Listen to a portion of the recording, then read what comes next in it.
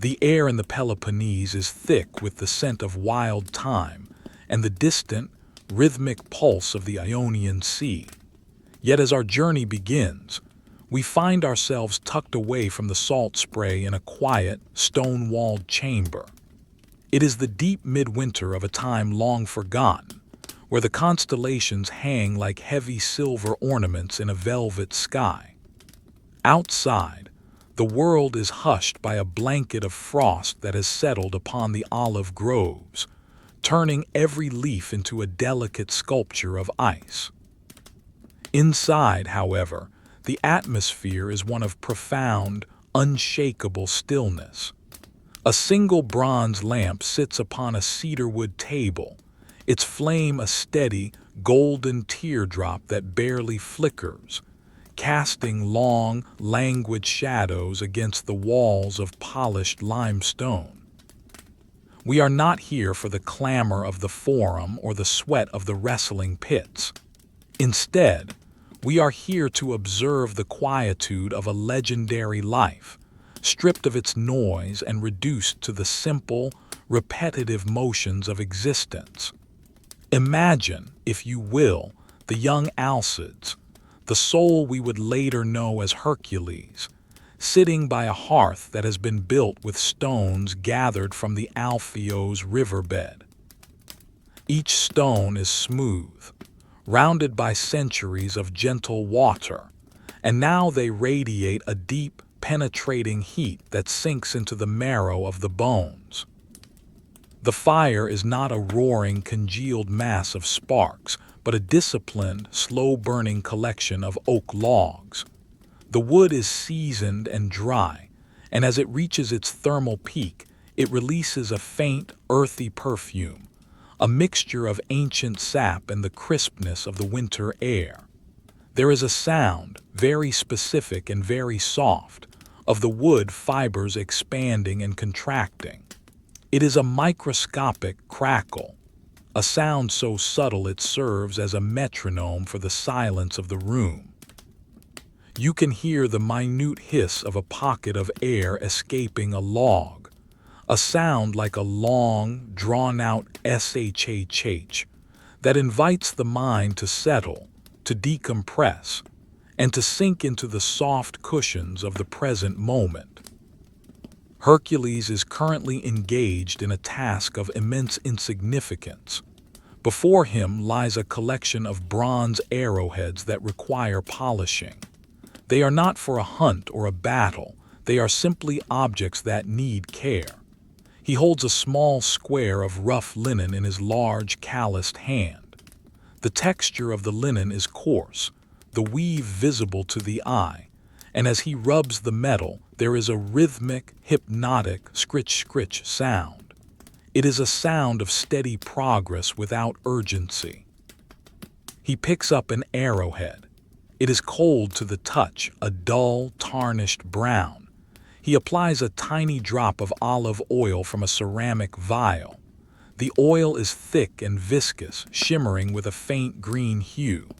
As he spreads the oil across the bronze, the metal begins to transform.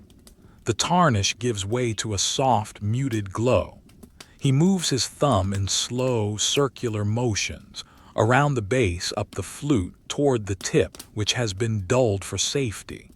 The repetition is mesmerizing. One arrowhead is finished, laid down on a piece of soft wool, and the next is picked up. There are 50 arrowheads in the bowl. We shall watch him polish each one, focusing only on the sensation of the oil on the skin and the weight of the bronze. The room is silent save for this rhythmic polishing and the slow, deep cadence of his breath. His lungs expand slowly, the cool air of the room meeting the warmth of his body, and then he exhales, a soft plume of white vapor dissipating in the dim light. The walls around him are thick, 3 feet of solid masonry, keeping the biting winter wind at a vast distance.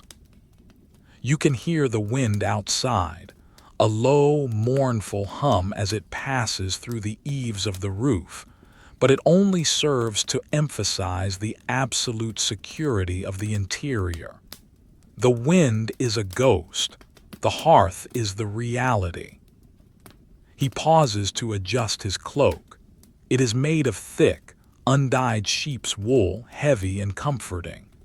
The wool has a specific weight to it, a pressure against the shoulders that feels like a constant, gentle embrace. He pulls it tighter and the fabric makes a soft, muffled sound against his tunic. The fibers of the wool are slightly prickly, but in a way that is grounding, a reminder of the physical world. He looks toward the window, a small slit in the stone. Through it, he can see a single star, perfectly still, hanging in the sky like a beacon of eternal boredom. The floor is covered in dried rushes. They have been laid down in a thick layer to insulate the feet from the cold stone. As he shifts his weight, the rushes give a dry, hollow crunch, a sound of organic collapse that is strangely satisfying. It is the sound of autumn being trodden into the earth. He reaches for a cup of warmed goat's milk that has been infused with a spoonful of wild honey. The cup is made of heavy clay, its surface slightly pebbled. He wraps both hands around it, feeling the heat transfer from the liquid through the ceramic into his palms. The warmth is intense but pleasant. He watches the steam rise in thin, lazy ribbons, curling and twisting into the shadows above. The steam carries the scent of the meadow, clover, honey, and the creamy richness of the milk. He takes a sip. The liquid is thick and coating, sliding down his throat with a gentle heat that radiates outward toward his chest. It is a moment of pure, unadulterated sensory comfort. There is nothing to do, nowhere to go. The labors are a distant thought, a set of instructions written on a scroll that has not yet been unrolled. Here, in this pocket of time, Hercules is simply a man in a warm room, surrounded by the textures of winter and the sounds of a sleeping world. He turns his attention back to the arrowheads. He picks up the 12th one. It has a slight notch on the edge. He takes a small whetstone, a slip of dark gray slate, and begins to draw it across the bronze. The sound is different now, a low metallic shring that repeats with the regularity of a heartbeat. He is not sharpening it to a lethal point. He is merely smoothing the edge until it is uniform.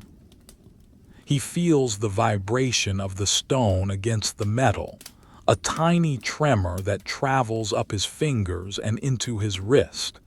It is a tactile meditation. The light in the room seems to grow even softer as the oil in the lamp burns low. The golden circle of light on the table shrinks slightly, focusing the world down to the bowl, the arrowheads, and the rhythmic movement of his hands. The shadows in the corners of the room are deep and velvety, like the fur of a great black bear. They seem to pulse in time with the fire. In the corner, a large storage pithos, a clay jar taller than a man, stands silent. It is filled with grain, and the faint, dry scent of harvested wheat permeates the air, adding another layer to the olfactory tapestry of the room. Hercules leans back, his spine pressing against the sturdy oak back of his chair. The wood is old and has been rubbed smooth by generations of use. He closes his eyes for a moment, listening to the symphony of the mundane. The wind outside has dropped to a whisper. The fire has settled into a bed of glowing red embers, occasionally shifting with a soft thud as a log collapses under its own weight. The sound is heavy and final. He thinks about the frost on the olives outside. He imagines the tiny crystals forming on the bark, the way the cold locks the world in a crystalline grip. But that is out there. In here, the wool is warm, the milk is sweet, the bronze is smooth. The task is endless and undemanding. He reaches for the 13th arrowhead. His movements are becoming slower now, more deliberate. The weight of his eyelids is beginning to match the weight of his wool cloak. Each breath he takes is a slow, methodical journey. Inhale for 4 counts, feeling the expansion of the ribs. Hold for a brief, silent moment. Exhale for 6 counts, feeling the muscles in the neck and shoulders loosen and sag. The world is narrowing. The great stories of lions and hydras are nothing more than dust in the wind. What matters is the grain of the wood, the weave of the cloth, and the steady, unblinking eye of the hearth. He picks up the linen cloth again. It is now saturated with a little oil, making it softer, more pliable. He begins to polish the base of the arrowhead where it would meet the shaft of the ash wood. He notices the tiny imperfections in the casting of the metal, a small bubble, a slight ripple. He focuses all of his attention on these tiny details, letting the rest of the universe dissolve into a gray, misty backdrop. The ripple in the bronze is like a wave on a frozen lake. He rubs it until it feels like silk. The rhythm of the scritch-scritch continues. It is a lullaby of labor. There is no finish line, only the process. The process is the sanctuary.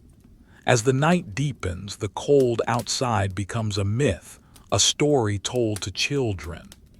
Inside this stone sanctuary, there is only the golden light, the smell of honeyed milk, and the infinite, boring, beautiful task of tending to the small things. Hercules, the strongest man in the world, finds his greatest strength in the ability to sit perfectly still, in the dark, in the cold, and be entirely, utterly at peace with the silence. The fire breathes out one last puff of wood smoke, which drifts lazily toward the rafters. The rafters are made of dark pine, and they creak almost imperceptibly as the house settles into the deep freeze of the night. It is a sound of structural integrity, a sound that says, "You are safe, you are warm, you are tired." And as the 13th arrowhead is laid down next to its brothers, the sound of the wool cloak shifting is the only thing left in the world. The bundle of ash wood shafts rests in the corner, leaning against the cool limestone wall. It is a collection of 32 straight, slender branches, harvested during the late autumn when the sap had begun its slow descent back into the dark earth. Hercules rises from his chair with a slow, deliberate grace. His movements are not those of a warrior preparing for a feat of strength, but of a man who has surrendered his rhythm to the slow pulse of the winter night. The floor beneath his feet, covered in that thick, insulating layer of dried rushes, sighs with every step. The sound is like the rustling of 1,000 dormant spirits of the field, a dry, papery whisper that cushions his weight. He reaches the bundle. The leather thong that binds the shafts together is made of thick, oil-cured ox hide. It is dark, nearly black, and supple to the touch. He wraps his fingers around the knot. It is a simple square knot tightened by the drying of the wood. He begins to work the leather, his large thumbs pressing into the grain of the hide. The sound of the leather stretching is a low, rhythmic groan, a tactile creak that vibrates through his fingertips. It is a slow process. He does not pull or tug with haste. He simply applies a constant, even pressure, feeling the friction generate a tiny amount of heat between the leather and his skin.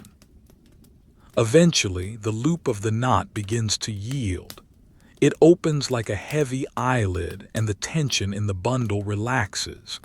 He unwinds the thong, the long strip of leather falling to the rushes with a soft, muted thud.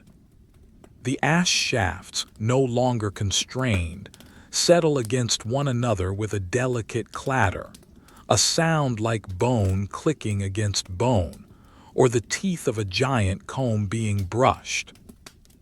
It is a melodic, wooden sound that fills the quiet room for a brief moment before fading back into the hum of the hearth. He picks up the first shaft. It is approximately 3 feet long, the thickness of a man's thumb. The wood is pale, the color of winter cream, with fine, darker lines of grain running its length like the rivers on a map. He brings it closer to the bronze lamp. The light catches the microscopic fibers of the wood. It has been sanded down with dried shark skin, making it smooth, yet there is still a faint, natural tooth to the surface. He runs his hand down the length of the wood. His palm travels slowly, feeling every minute undulation, every tiny knot where a leaf once sprouted. The sensation of the wood against the skin is grounding. It is cool, but not cold like the stone. It has a dry, ancient energy to it. He holds the shaft up to his eye, squinting down its length to check for the slightest curve. He rotates it a fraction of a millimeter at a time. The movement is so small it is almost imperceptible. He is looking for a deviation that no human eye would ever notice in the heat of a chase. But here, in the stillness of the chamber, it is the only thing that matters. He finds a tiny, almost invisible bow in the wood. He does not use a tool to correct it. Instead, he holds the section of the shaft near the heat of the hearth. He does not place it in the flames. He simply lets the radiant warmth of the oak embers soak into the fibers of the ash. He waits. The heat must penetrate the very core of the wood, loosening the lignin, making the branch pliable once more. As he waits, he listens to the fire. It has moved into a deeper phase of combustion.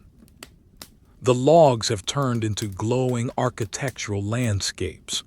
Red canyons and white ash, mountains that shift and crumble with a soft, powdery sound.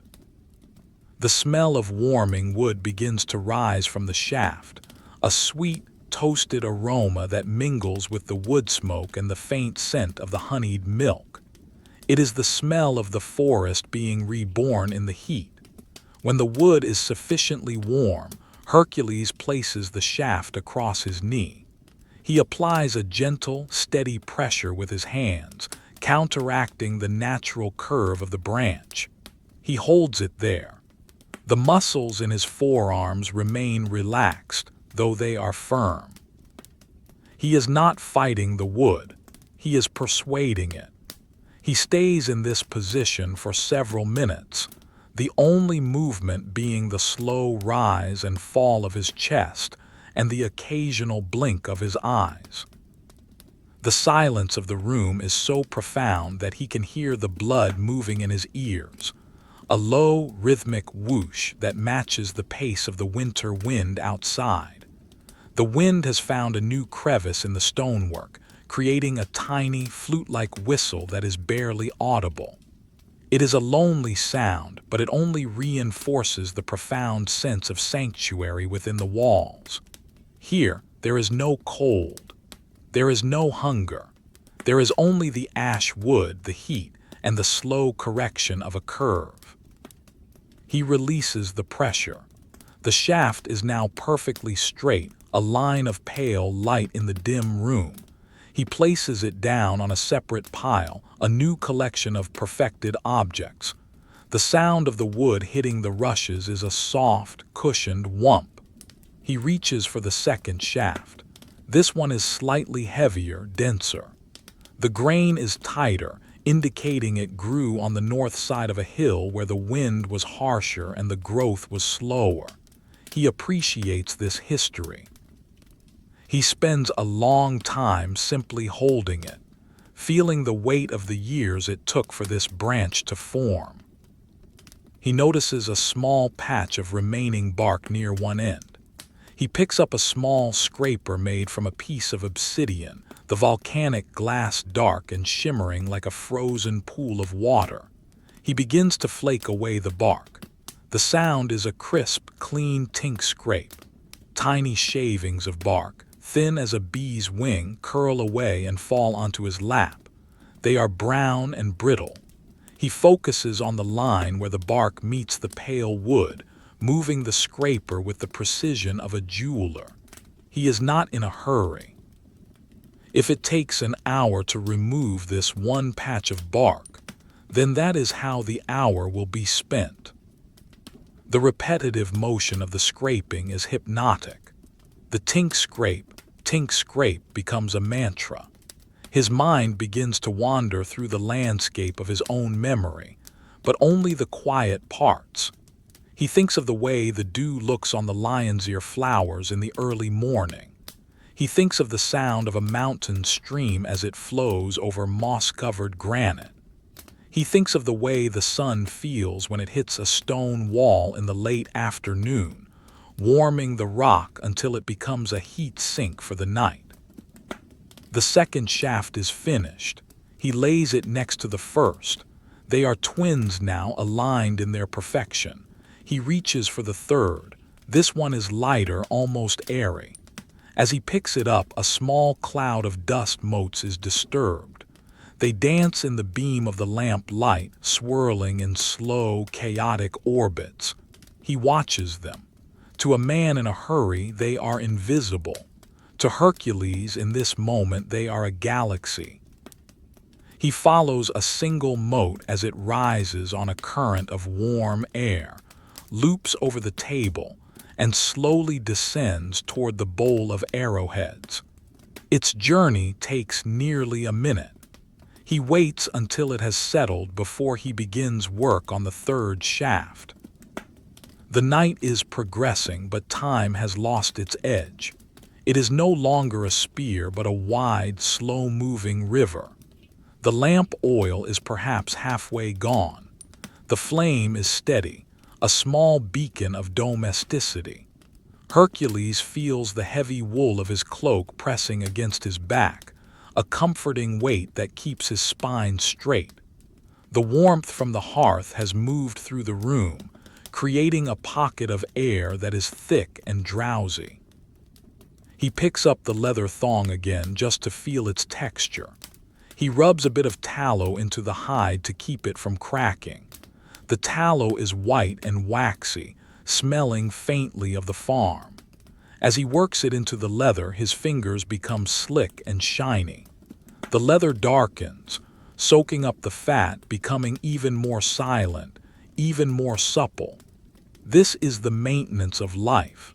It is the slow, methodical preservation of the things that allow a man to exist in the world. He looks at the pile of 32 shafts. Only 3 are finished. The task ahead of him is vast, repetitive, and entirely lacking in drama. It is a mountain of small actions. He finds a deep, abiding comfort in this. The world outside may be full of complex fates and divine whims, but here, in the circle of the lamplight, there is only the ash wood and the scraper. There is only the correction of the curve and the smoothing of the grain. He picks up the 4th shaft. It has a slight discoloration, a streak of gray where some mineral in the soil was absorbed into the wood. He examines it with the same intensity as the others. He decides it is not a flaw but a character mark. He rubs his thumb over the gray streak. It is smooth, part of the wood's story. He begins the process of checking for straightness, closing one eye and looking down the length of the branch.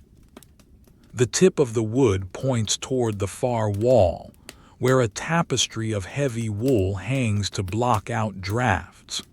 The tapestry depicts a simple scene of a shepherd and his flock, the stitches thick and honest. The fire gives a sudden, soft pop.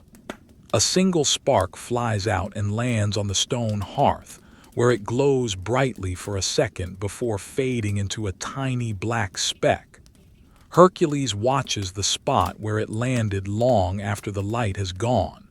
He feels the stillness of the room settling into his bones. His breathing is now a deep, subterranean rhythm. The task of the shafts is not a burden, it is a gift of focus. He continues, the fifth shaft, the sixth, the seventh. The sounds of the room remain the same. The scritch of the linen, the shring of the whetstone, the tink scrape of the obsidian, and the rhythmic sigh of the rushes. Each sound is a layer of a thick, warm blanket that is being wrapped around the world. The cold of the Greek winter is held at bay by these small, monotonous sounds. They are the true armor of the hero, the ability to find peace in the repetitive, the mundane, and the silent. As he reaches for the eighth shaft, his movements are like those of a man underwater, slow, fluid, and weighted. The air in the room is heavy with the scent of the hearth and the wood. The world is reduced to the span of his reach. The great labors of his future are not even shadows yet. There is only the weight of the ash, the warmth of the wool, and the steady, hypnotic march of the winter night toward the dawn. He pauses, holding the eighth shaft across his palms. He feels its balance. He feels its potential for stillness. He closes his eyes and lets the sounds of the room wash over him, a tide of quietude that pulls him deeper into the heart of the night. The fire is a low, red eye watching over the sanctuary. The wood is a pale ghost in his hands. The silence is a physical presence, a soft pressure against his ears, inviting him to stay in this moment forever. The fire has reached a state of deep, resonant equilibrium. The logs of oak and olive would have surrendered their structural integrity to the persistent, gnawing heat, transforming into a landscape of glowing architectural ruins. Deep within the hearth, the embers pulse with a slow, rhythmic light, a soft, orange heartbeat that seems to push the shadows back toward the corners of the room before receding once more. The heat is no longer a sharp, crackling thing. It is a heavy, invisible presence that hangs in the air like a warm, thick curtain. It carries with it the ancient scent of the earth, the mineral smell of the stones, the sweet, toasted musk of the wood, and a faint, lingering hint of the honey that Hercules stirred into his milk earlier. Hercules shifts slightly in his heavy chair. The oak frame gives a low, familiar groan, a sound of solid companionship. He reaches down beside him, his large hand descending into the dimness to retrieve a large, shallow basket woven from split willow branches. The wicker is old and has dried to a pale, sandy color. As his fingers brush against the weave, it makes a dry, papery scritch, a sound that speaks of riverbanks and summer suns now long past. He lifts the basket with a slow, careful movement, feeling the lightness of its contents.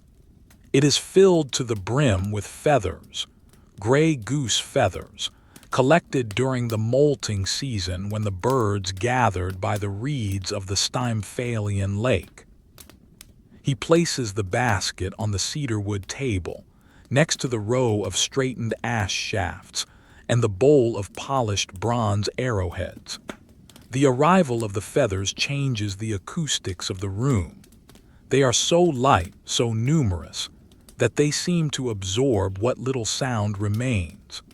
When he stirs them with his hand, it is like the sound of 1,000 tiny sighs, a soft, cascading rustle that mimics the sound of a gentle rain falling on a forest floor. Each feather is a masterpiece of natural engineering, and Hercules treats them with a reverence that borders on the hypnotic. He picks up a single feather.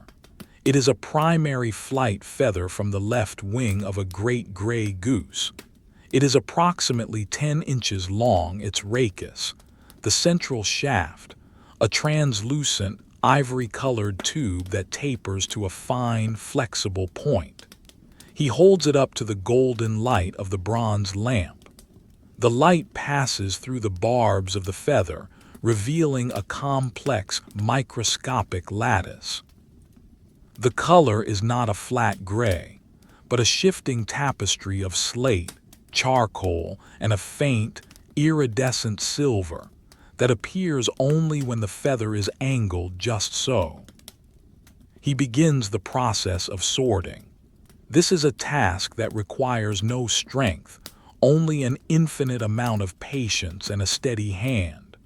For an arrow to fly true, it must be fletched with feathers from the same side of the bird.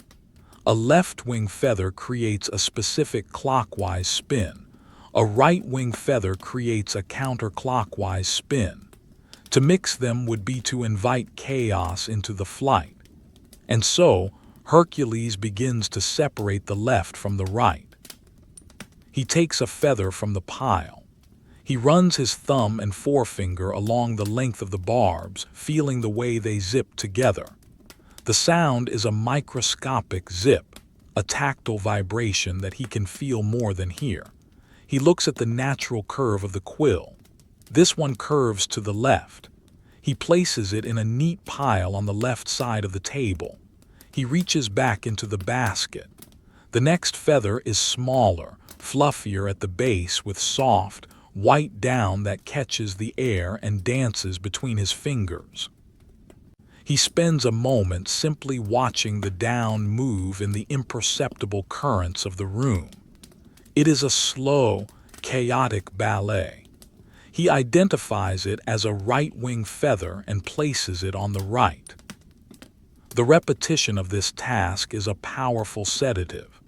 Pick, examine, feel, place. Pick, examine, feel, place. The basket is deep, and the number of feathers seems to increase the more he works. He does not mind. The goal is not to finish, but to be present in the picking, the examining, the feeling, and the placing.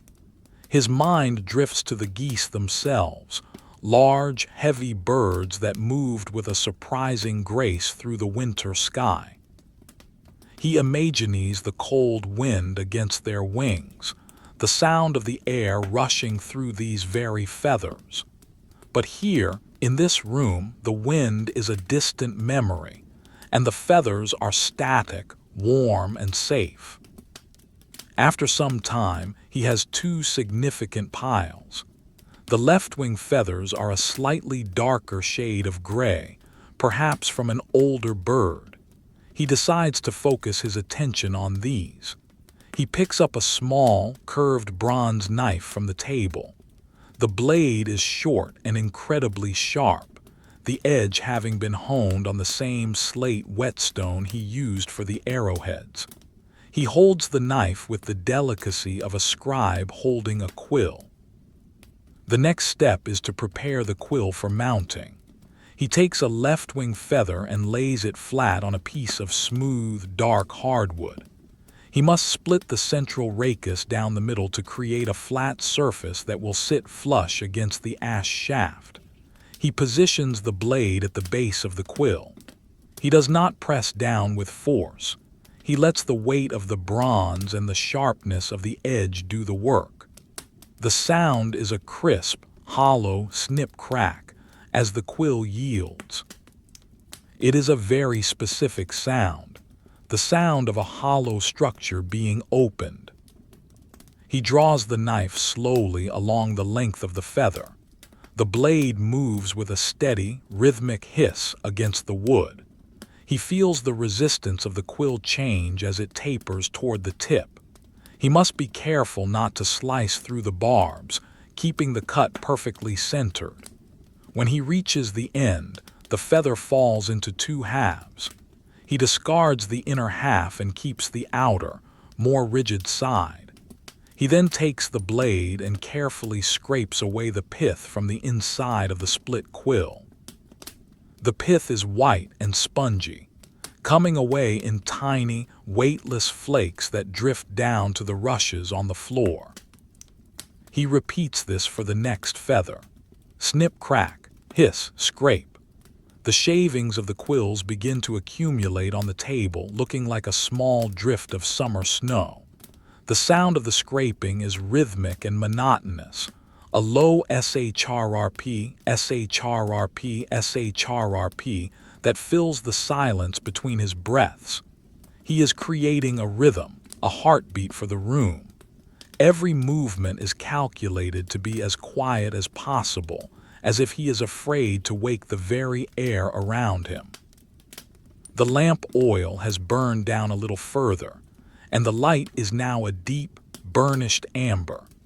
It reflects off the bronze of his knife and the silver of the feathers, creating a small world of metallic highlights against the dark grain of the cedar table. The rest of the room has faded into a soft, velvety blackness. The heavy wool tapestry on the wall seems to absorb the light, its embroidered sheep and shepherds now mere suggestions in the gloom. Hercules feels the weight of his own body in the chair, the way the muscles in his back have relaxed into a state of heavy, peaceful lethargy. He picks up another feather. This one is particularly long and perfect. He spends a long time just looking at it. He notices a tiny speck of dust caught in the barbs.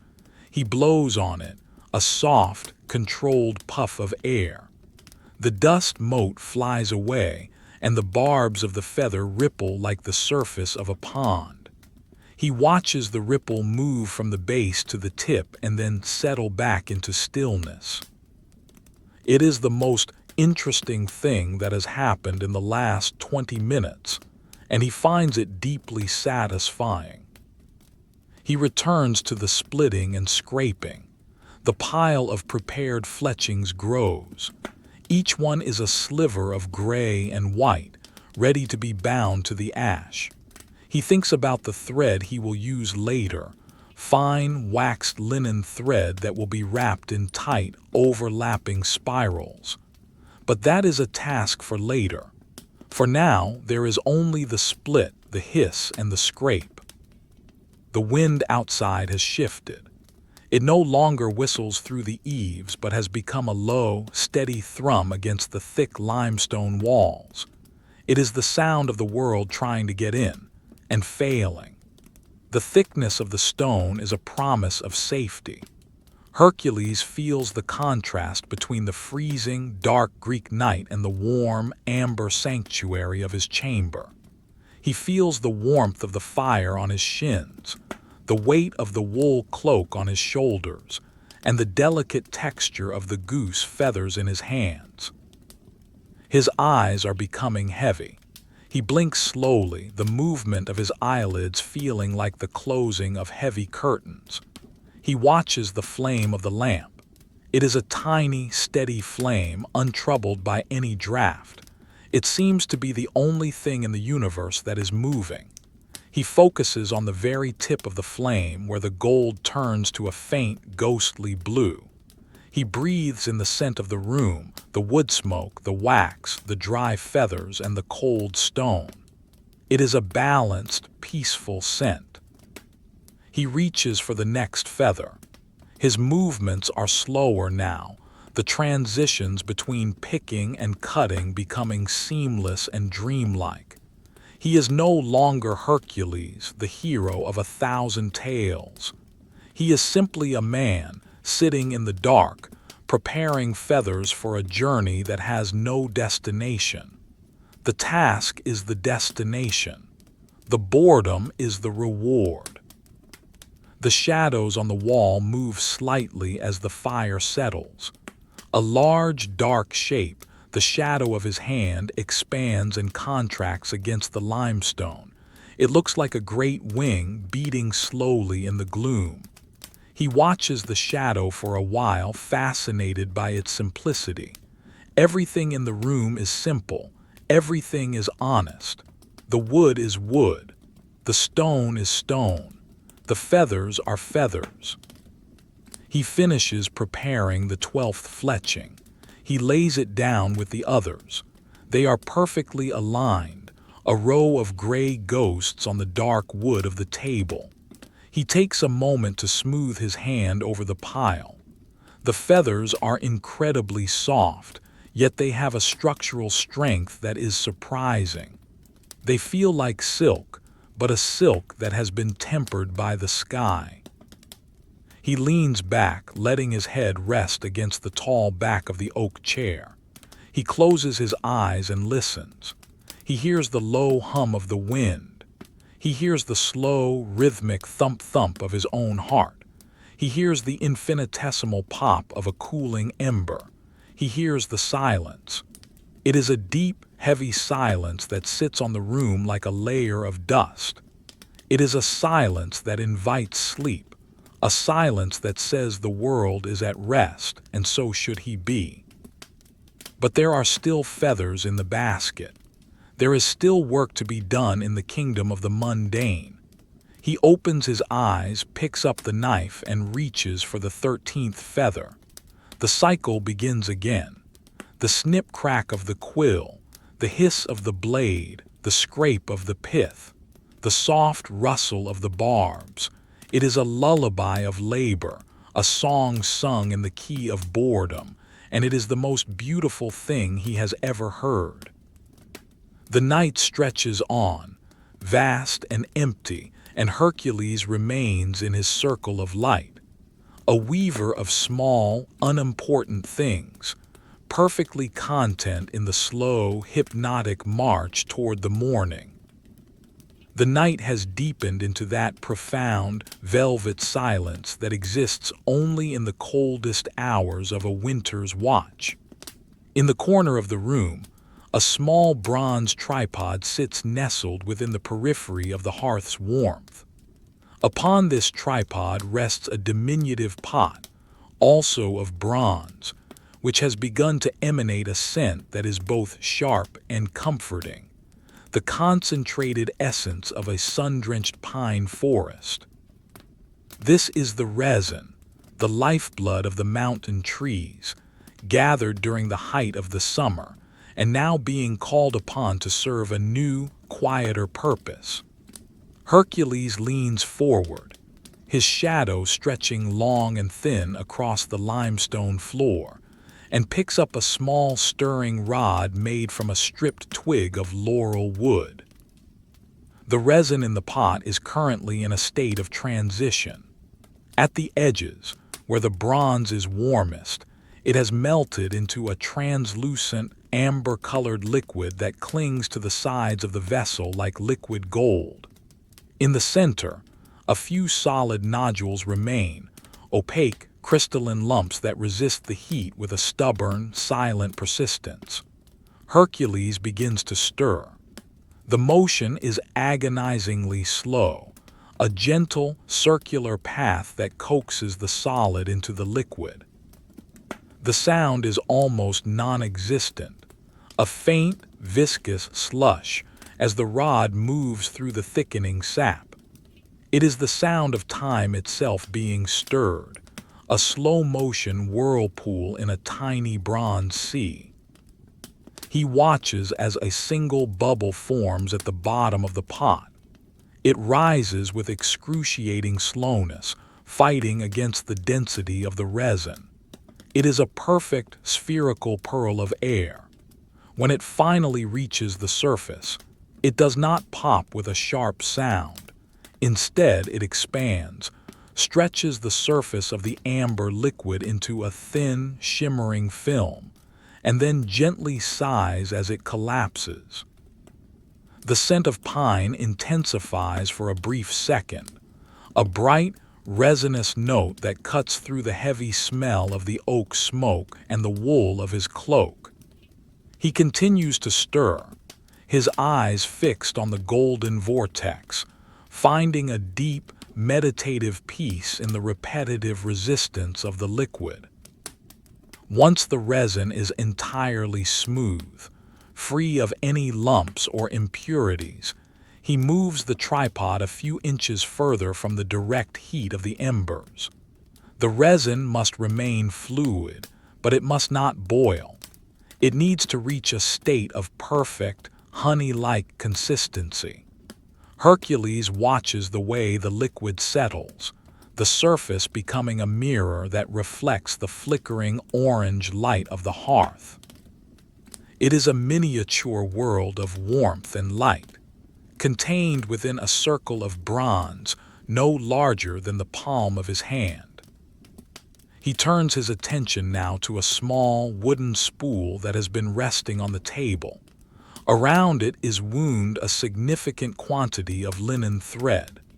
This is no ordinary thread. It is flax that has been retted, dried, beaten, and spun with meticulous care by the women of the household. It is the color of bleached bone, a pale, off-white that stands out against the dark cedar of the table. He picks up the spool, and the wood feels light and dry in his hand. He finds the end of the thread, a tiny, frayed wisp, and begins to unwind a length of it. The sound is a soft work-lack as the spool rotates on its axis, a rhythmic domestic sound that punctuates the silence of the night. He reaches into a leather pouch at his belt and produces a block of beeswax. This block is a treasure in itself, a dense, heavy rectangle of solid summer. It is a deep ochre yellow, the color of a late August afternoon. As he brings it closer to the lamp, he can see the faint indentations of the honeycomb it once inhabited. The smell is intoxicatingly sweet, a mixture of wildflower nectar, propolis, and the dusty, sun-baked earth of the apiary. The wax is cool to the touch, with a slightly tacky surface that grips his skin. He begins the process of waxing the thread. This is a task of extreme monotony and profound importance. He holds the block of wax in his left hand and the linen thread in his right. He presses the thread into the side of the wax block with his thumb, creating a small groove, and then begins to pull. The sound is a long, drawn-out hiss, a friction-born whisper as the linen fibers are dragged through the resilient wax. He pulls slowly, steadily, ensuring that every microscopic strand of the flax is coated in a protective, strengthening layer of beeswax. The thread enters the wax as a fuzzy, matte string. It emerges as a sleek, lustrous cord, slightly darkened by the yellow tint of the wax. He feels the tension in his arm, a constant, low-level engagement of the muscle that is strangely relaxing. He pulls a length of about 6 feet, then stops. He examines the thread, running it between his thumb and forefinger. It is smooth, almost like a wire, with no stray fibers standing out. It is now waterproof, durable, and ready to bind the goose feathers to the ash shafts. But he is not finished. He winds the waxed length around a separate piece of wood and begins the process again. Pull, hiss, examine, wind. The repetition is a lullaby. The world outside the stone walls has ceased to exist. There are no kingdoms, no monsters, no gods demanding sacrifices. There is only the thread and the wax. There is only the hiss and the whir. He focuses on the way the wax block begins to warm in his hand, the heat from his palms softening the edges of the rectangle until it becomes more pliable, more accommodating to the thread. He notices a tiny knot in the linen. He stops. He does not pull through it, as that might weaken the strand. Instead, he uses his fingernails to delicately pick at the knot, loosening the fibers one by one. The sound of his nails against the flax is a tiny, rhythmic clicking, a sound so small it would be lost in any other environment. He works with the patience of a mountain, unhurried by the passage of the hours. Eventually, the knot yields, the fibers straightening out as if they had never been tangled. He waxes over the spot 3 times to ensure its integrity. The air in the room has become even more still. The frost on the window slit has grown thicker, its crystalline patterns branching out like the veins of a frozen leaf. Hercules can feel the cold pressing against the exterior of the house, a silent white pressure that makes the interior warmth feel all the more precious. He pulls his wool cloak tighter around his shoulders. The fabric is heavy and smells of the sheep it came from, a faint, oily, lanolin scent that is earthy and grounding. The weight of the cloak is like a physical anchor, keeping him rooted in the chair, in the moment, in the task. He returns to the resin pot. It has cooled slightly, the liquid becoming thicker, more stubborn. He moves it back toward the fire just a fraction of an inch. He picks up the laurel stirring rod and begins the slow, circular motion once more.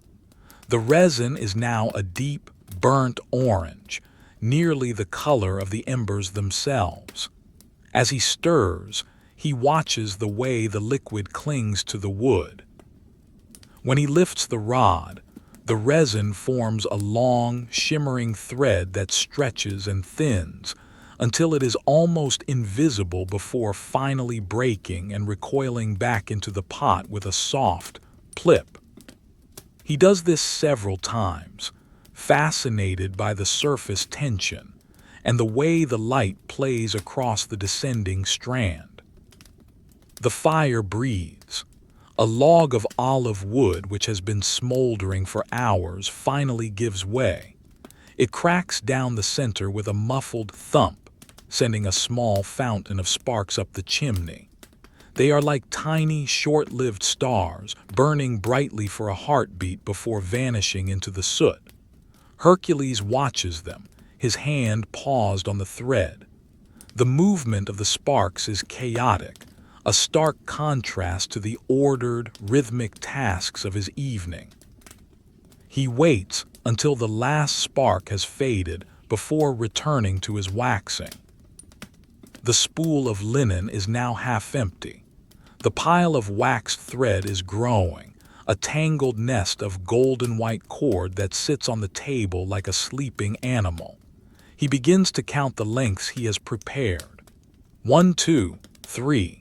The words are spoken only in his mind, a silent tally that keeps his thoughts from wandering too far into the darkness. Each length represents a future arrow, a future moment of precision. But here they are just lengths of thread, objects of simple, tactile beauty.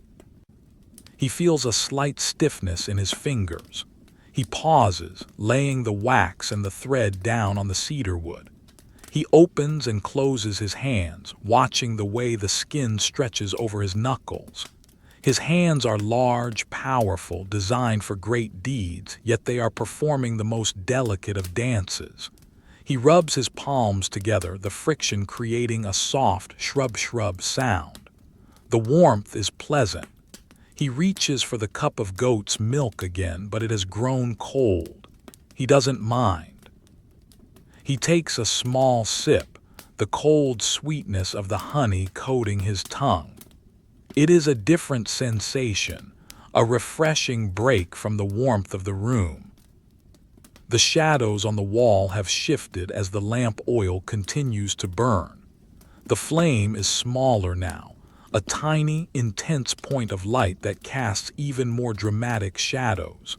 The bowl of arrowheads, the pile of ash shafts, and the basket of feathers all seem to be leaning in toward the light, as if they too are seeking the comfort of the hearth. Hercules feels a sense of kinship with these objects. They are his companions in the silence. They do not ask anything of him. They simply are. He picks up the thread and the wax once more. There is a specific rhythm to the hiss of the waxing now, a tempo that matches his breathing. Inhale as the thread is positioned. Exhale as the thread is pulled. Inhale, exhale. The room seems to pulse with this rhythm. The hiss of the thread, the slush of the resin, the thrum of the wind, and the sigh of the fire. It is a symphony of the mundane, a composition of quietude that is more powerful than any victory hymn. He is working on the final length of thread from the spool. This part of the flax is slightly coarser, the fibers thicker and more resistant. He applies more pressure with his thumb, feeling the wax deeply penetrating the cord. The sound is lower, a deeper grrrr hiss that vibrates through the bones of his hand. He welcomes the change in pitch. It is a new texture to explore, a new sensation to document in the archives of his boredom. When the last of the thread is waxed, he sets the spool aside. It is now a hollow wooden cylinder, its purpose fulfilled. He takes the nest of waxed thread and begins to wind it neatly around a polished piece of bone. This is a slow process, as he must ensure that the thread does not tangle or kink. He moves his hand in a figure-8 pattern, the thread crossing over itself in a series of perfect interlocking loops. The bone is smooth and white, providing a beautiful contrast to the golden thread. As he finishes, the resin pot begins to release a tiny, persistent bubble. He knows it is time to move it again. He performs the delicate dance of the tripod, adjusting the distance from the heat with the precision of a mathematician. The resin is perfect. The thread is perfect. The shafts are straight. The feathers are split. The arrowheads are polished. The night is perhaps 2/3 gone. The deepest part of the winter's sleep is upon the land. Hercules sits back, his hands resting on his knees. He looks at the assembly of materials before him. They are the components of a legend, but right now, they are simply the products of a long, quiet night. He feels a deep, heavy satisfaction, not the sharp joy of a battle won, but the slow, spreading warmth of a task well handled.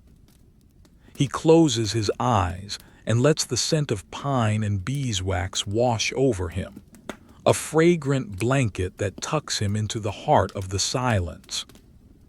The wind outside gives one final, low moan before settling into a steady, rhythmic hum. Hercules matches his breath to that hum, his body becoming as still as the stone walls around him. He is the master of this quiet kingdom, a hero of the hearth, finding in the boredom a strength that no lion could ever test. The deep, resonant bell of the midnight hour has long since passed, though in this secluded chamber, time is measured not by the striking of bronze against bronze, but by the slow, inevitable consumption of the lamp oil and the rhythmic breathing of the hearth. Hercules sits before the cedarwood table, which has now become a meticulous assembly line of ancient craftsmanship. Before him lie the fruits of his earlier labors, the 32 straightened ash shafts, the bowl of 50 polished bronze arrowheads, the prepared goose feathers, the bone spool of waxed linen thread, and the pot of amber resin, which continues to emit a faint, drowsy scent of pine. He reaches for the first of the ash shafts. This particular branch, as we recall, was the one with the tight grain from the north side of the hill. It feels cool and balanced in his grip. Now, he must perform a task of extreme precision, creating the knock, the shallow groove where the bowstring will eventually rest, and the slot at the opposite end where the bronze arrowhead will be seated. He picks up a small, fine-toothed saw made of hardened bronze. The blade is no longer than a finger, with teeth so small they look like the edge of a serrated leaf.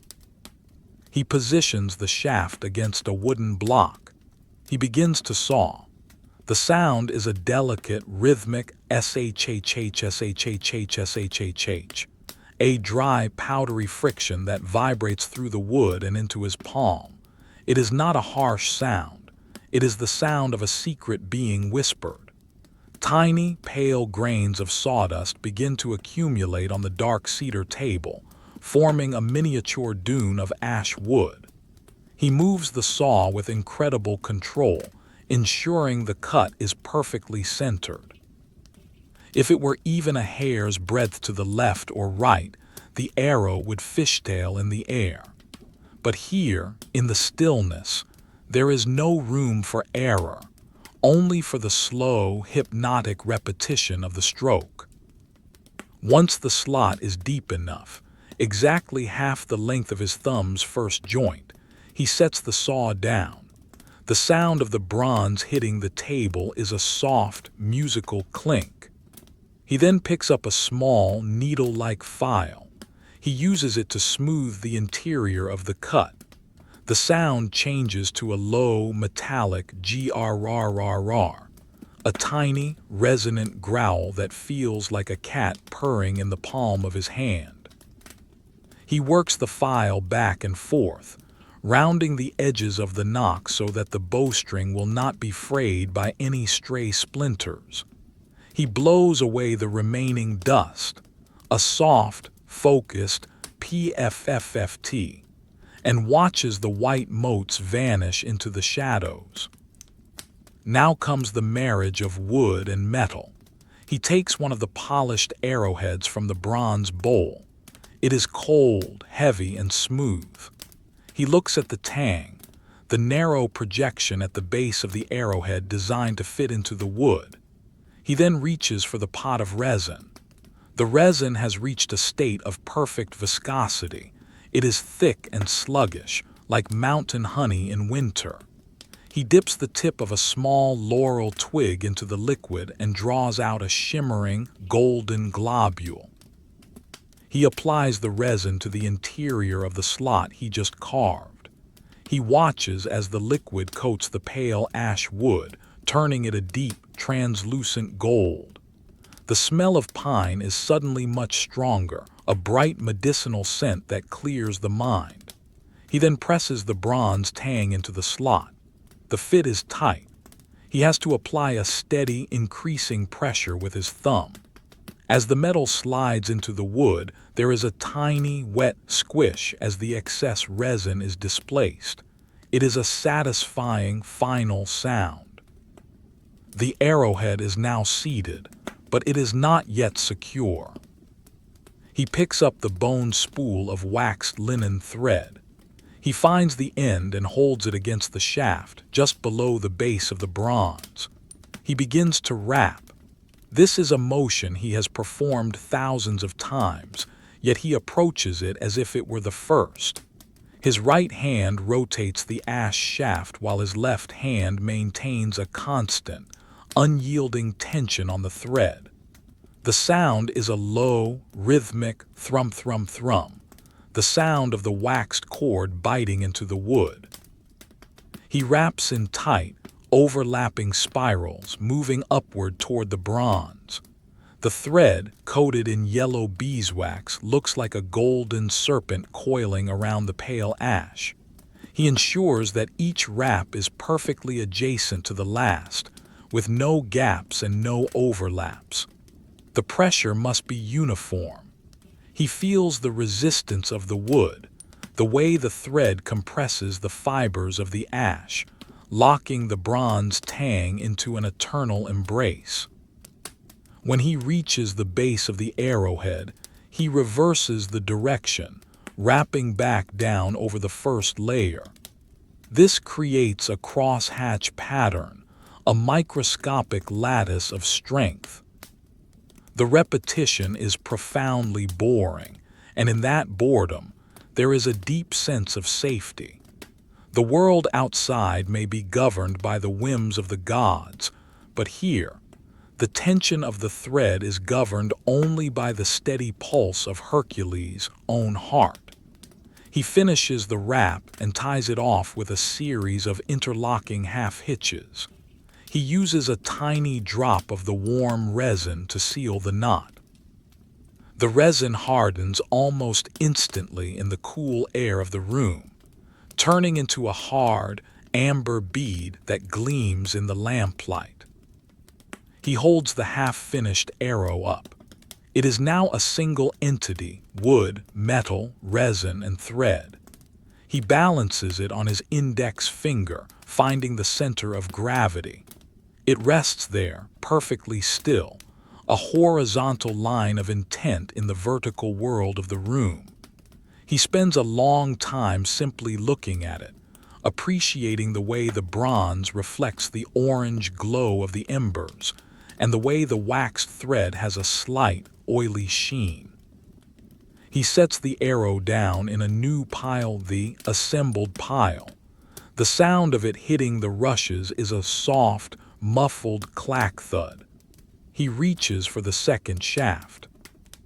The process begins again. The saw, shhhshhshhshh, the file, grrrr, the resin, the squish, the wrap, thrum thrum thrum, the knot, the seal. As he works on the third arrow, he becomes aware of the fire's changing voice. The oak logs have mostly turned to charcoal now. They don't flame, they just glow. Occasionally, a thin layer of white ash will peel away from a coal and drift downward, making a sound so quiet it is more of a visual sensation. The heat is steady and radiating, a deep, infrared warmth that seems to bypass the skin and go straight to the muscles. His shins are toasted, his face is cool, and his back is protected by the heavy, scratchy wool of his cloak. The cloak is an old friend.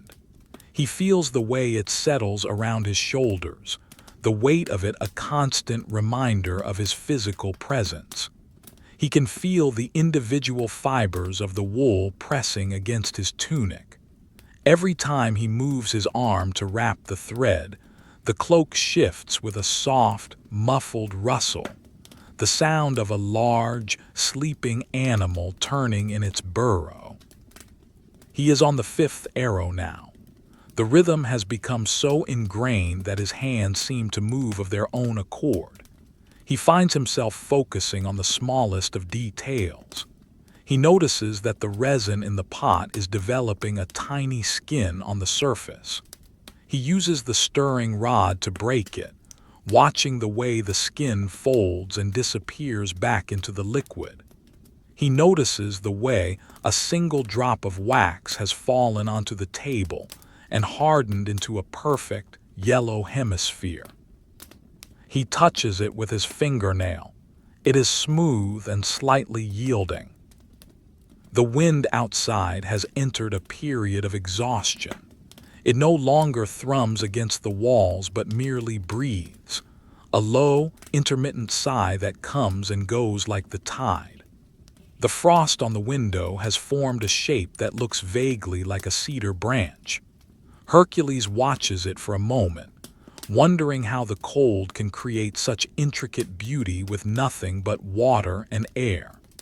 He feels a sense of quiet companionship with the frost, two artists working in the silence of the night. By the time he reaches the eighth arrow, his movements have slowed even further. The thrum of the thread is longer. The shhh of the saw is more deliberate. He is savoring the monotony.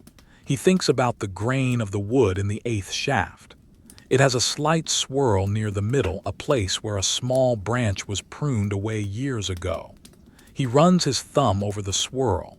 It is smooth, but the grain change provides a different tactile feedback, a slight catch in the skin's sensation. He spends a minute just feeling that swirl, acknowledging the tree's history before he begins to saw the knock. The lamp oil is now at the quarter mark. The flame has taken on a deeper, more reddish hue as it draws from the bottom of the reservoir. The shadows in the room are long and soft, their edges blurred by the low light. The large storage jar in the corner is now a silhouette, a silent sentinel guarding the grain. Hercules feels a profound sense of enclosure. This room is a fortress of the mundane. Nothing can touch him here. No labor is too great, no task too small. There is only the sequence. Saw file resin fit wrap seal. He is on the 10th arrow, a decade of arrows. He pauses to stretch his fingers. He rubs them with a little olive oil to remove the stickiness of the resin. The oil is cool and slippery, and as he massages it into his skin, he hears the soft sloosh of the liquid. He then wipes his hands on a piece of rough burlap. The texture of the burlap is invigorating, a sharp, prickly contrast to the smoothness of the oil and the silkiness of the feathers waiting in the basket. He looks at the 10 arrows lying in a row. They are identical, yet each is unique. One has a slightly darker wrap. Another has a more lustrous bronze head. A third has the north side grain. They are like a family of silent children waiting for their wings. He feels a paternal sort of pride in their uniformity. To create 10 things exactly alike is a feat of discipline that far outweighs the lifting of a heavy stone. The room is so quiet now that he can hear the ticking of the cooling bronze tripod. Tink, tink, tink. It is the sound of metal contracting as the fire fades. It is a lonely, fragile sound, but it perfectly complements the heavy, solid silence of the limestone walls. Hercules takes a deep breath, filling his lungs with the scent of pine, wax, and cold stone. He exhales slowly, watching his breath form a faint, ghostly cloud before it vanishes. He reaches for the 11th shaft. This one is light, almost weightless. It is the one that disturbed the dust motes earlier. He handles it with extra care as if it were made of glass. He picks up the saw.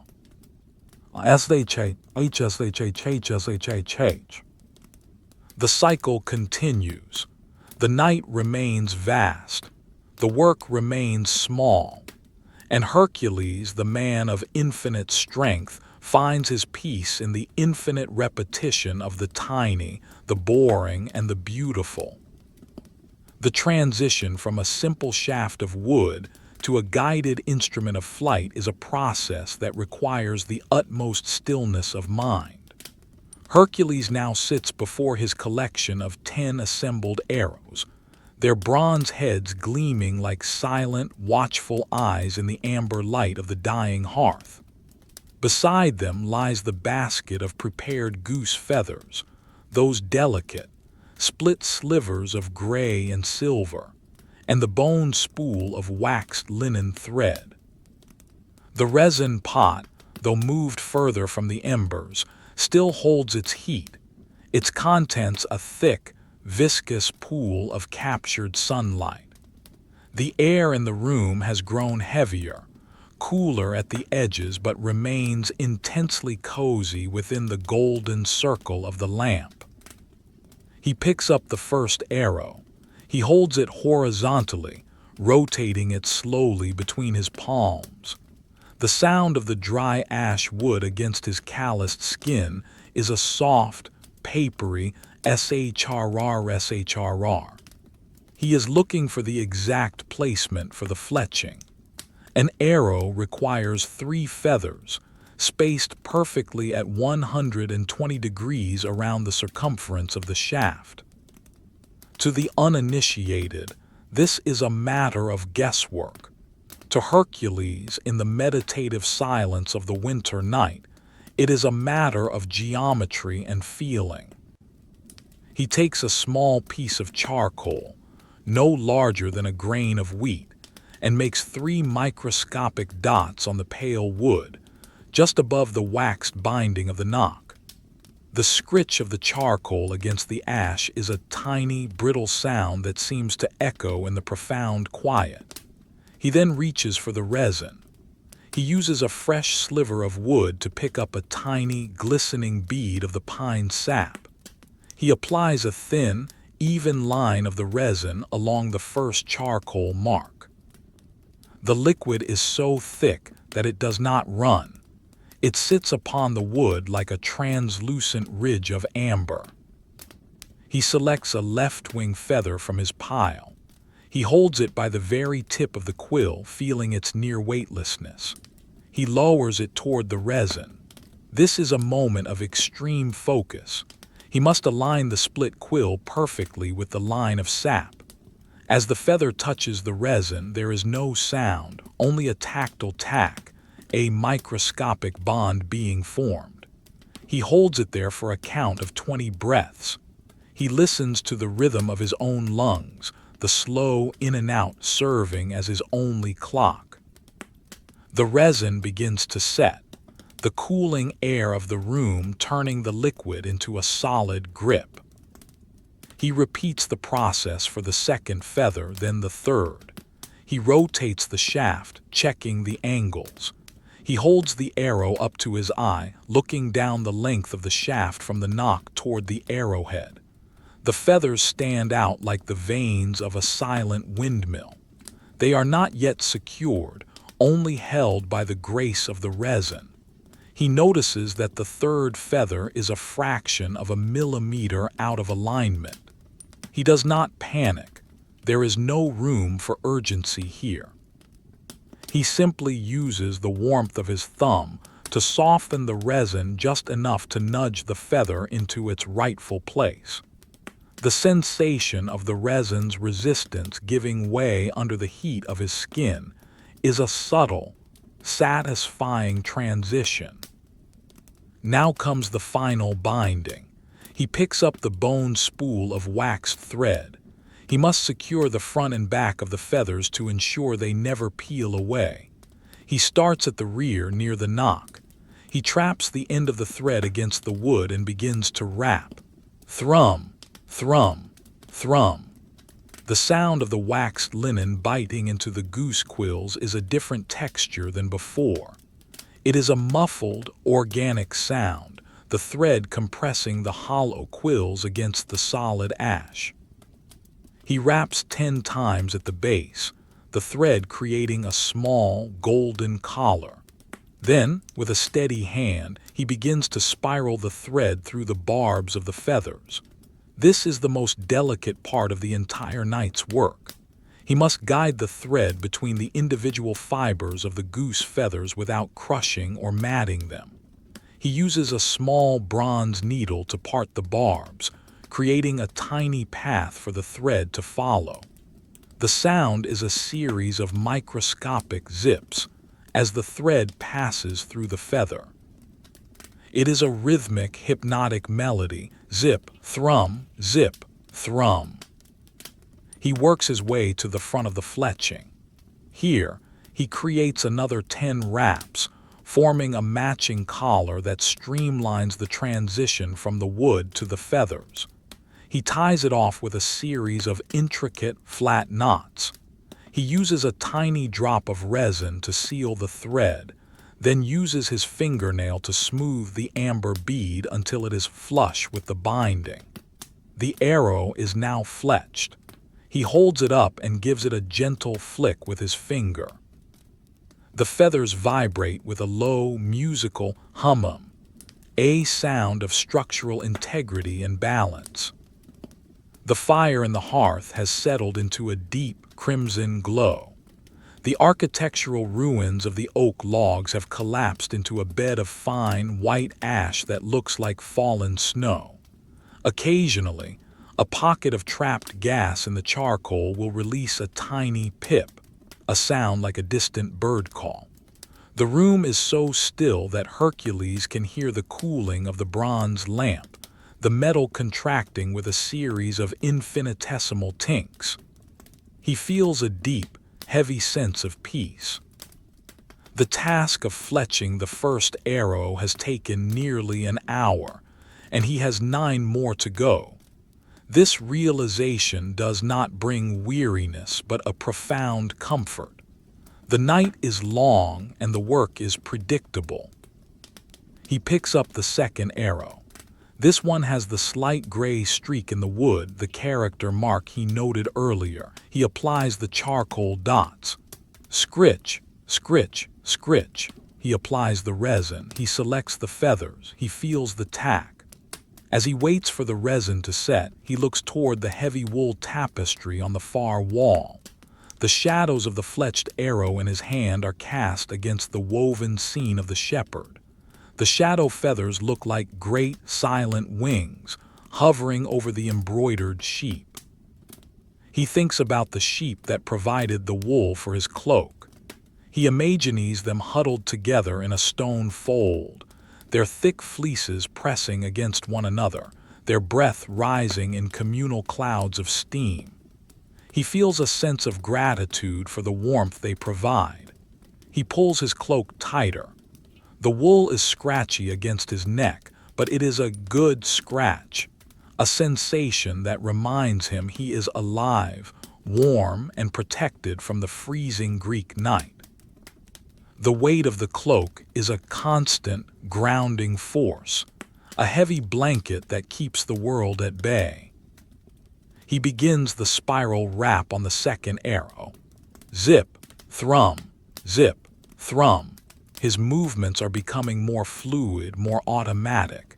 He is entering a state of flow where the boundaries between his hands, the thread, the wood, and the feathers begin to blur. He is no longer thinking about the steps. He is simply experiencing the textures and the sounds. The zip of the thread through the barbs is a sensory anchor, pulling him deeper into the present moment. The wind outside has found a new rhythm. It is a low, rolling moan that seems to travel down from the peaks of Mount Erymanthus, carrying with it the scent of frozen pine and ancient stone. It rattles the heavy oak door of the chamber, just a tiny, rhythmic clack-clack, as if testing the strength of the latch. Hercules listens to the door. It is a sound of security. The door is thick, the latch is iron, and the world outside is a cold, distant dream. Inside, there is only the zip and the thrum. He finishes the second arrow and lays it beside the first. They are a pair now. He notices a tiny difference in the color of the feathers. One is a shade darker than the other. He spends several minutes comparing them, running his finger along the barbs, feeling the slight difference in the stiffness of the quills. This comparison is not born of a need for perfection, but of a genuine interest in the individuality of the materials. Every feather has a story. Every branch has a history. By the time he reaches the fifth arrow, the lamp oil is very low. The flame is a small, flickering blue-gold bead at the end of the wick. The shadows in the room have grown even more vast, encroaching on the table until only the small area of his work remains illuminated. The rest of the chamber is a cavern of soft, velvety darkness. The large storage pithos in the corner has vanished into the gloom, leaving only the memory of its presence. Hercules pauses to trim the wick. He uses a pair of small bronze shears. The snip is a clean, sharp sound that cuts through the silence. The flame flares up for a moment, bright and tall, before settling back into its steady, rhythmic pulse. The new light reveals the dust motes once again, dancing their slow, chaotic ballet in the warm air above the resin pot. He watches them, his mind drifting on the currents of his own boredom. He thinks of the way the snow falls slowly, flake by flake, until the entire world is transformed. His work is the same. One wrap of thread, one drop of resin, one feather at a time until the arrow is complete. He reaches for the sixth arrow. This one is the light, airy shaft. He handles it with exaggerated slowness. He feels the grain of the wood under his fingertips, noting the way it is smoother than the others. He applies the resin with a steady hand. The tack of the feather against the wood feels different on this shaft, more immediate, more final. He begins the binding. Zip, thrum, zip, thrum. The repetition is a form of prayer. It is a devotion to the small, the quiet, and the mundane. In the great myths, Hercules is a man of action, of violence, of impossible feats. But here, in the heart of the winter, he is a man of stillness. The strength required to sit in this chair, to move the thread with such delicacy, to focus on the alignment of a goose feather for hours on end, is a different kind of power. It is the power of patience. It is the power of the hearth. As he finishes the sixth arrow, he feels a wave of drowsiness wash over him. It is a heavy, warm sensation, starting in his toes and moving slowly up his legs, through his torso and into his shoulders. His eyelids feel as though they are weighted with small bronze coins. He blinks slowly, the world disappearing and reappearing in slow, rhythmic intervals. He looks at the 6 arrows lying in a row. They are beautiful in their monotony. They represent hours of silent, focused existence. He looks at the fire. The embers are now a dark, bruised purple, with only the faintest glimmers of orange deep within the ash. The heat is still there, but it is fading, becoming a memory of warmth rather than a physical presence. The room is getting colder, the frost on the window thickening until it is an opaque wall of white. But Hercules is wrapped in his wool. He is safe in his stone. He has his thread, his resin, and his feathers. He reaches for the 7th shaft. His movements are like those of a man dreaming. He picks up the charcoal. Scritch, scritch, scritch. He picks up the resin. He picks up the feather, the tack, the zip, the thrum. The world has narrowed down to these 4 sounds and the tiny circle of light from the lamp. There is no tomorrow. There is no yesterday. There is only the 7th arrow and the infinite, beautiful boredom of the night. He closes his eyes for a second just to listen. He hears the wind. He hears the door. He hears the lamp. He hears the silence. It is a thick, heavy silence like a layer of fresh snow. It is a silence that invites the soul to rest, to let go of the burdens of the day, and to sink into the soft, dark depths of the winter's sleep. He opens his eyes, ties the final knot on the 7th arrow, and reaches for the 8th. The deepest part of the night has arrived. That liminal hour where the world seems to hold its breath in anticipation of a dawn that is still many hours away. In the small stone chamber, the temperature has dropped a fraction of a degree, making the radiant heat of the dying embers feel even more concentrated and vital. Hercules, still seated in his heavy oak chair, feels the encroaching chill against the small of his back, but the thick, lanolin-rich wool of his cloak acts as an impenetrable barrier. The cloak is a microcosm of warmth, a portable sanctuary that smells of rain-washed sheep and the dry, sweet scent of the mountain grasses they once grazed upon. He shifts his weight, and the dried rushes on the floor respond with a sleepy, rhythmic crush-crush. A sound that is as much a part of the room as the stones themselves. Before him on the cedarwood table lie the first 10 arrows, now fully fletched and bound. They are structurally complete, yet they possess a raw, unfinished quality that he must now address. The wood of the ash shafts is still somewhat pale and porous, susceptible to the dampness of the winter air or the sweat of a hand.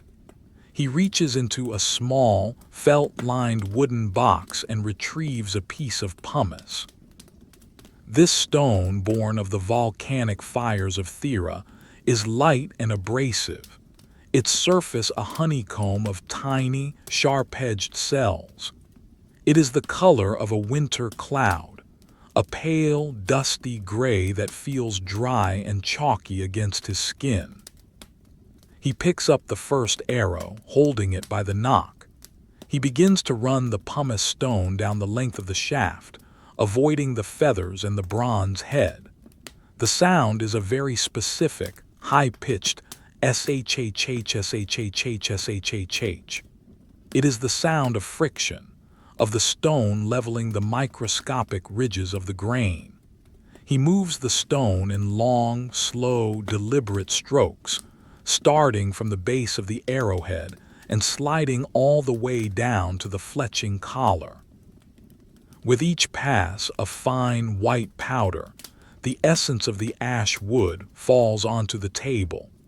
It accumulates in a thin, ethereal line, looking like the finest sea salt.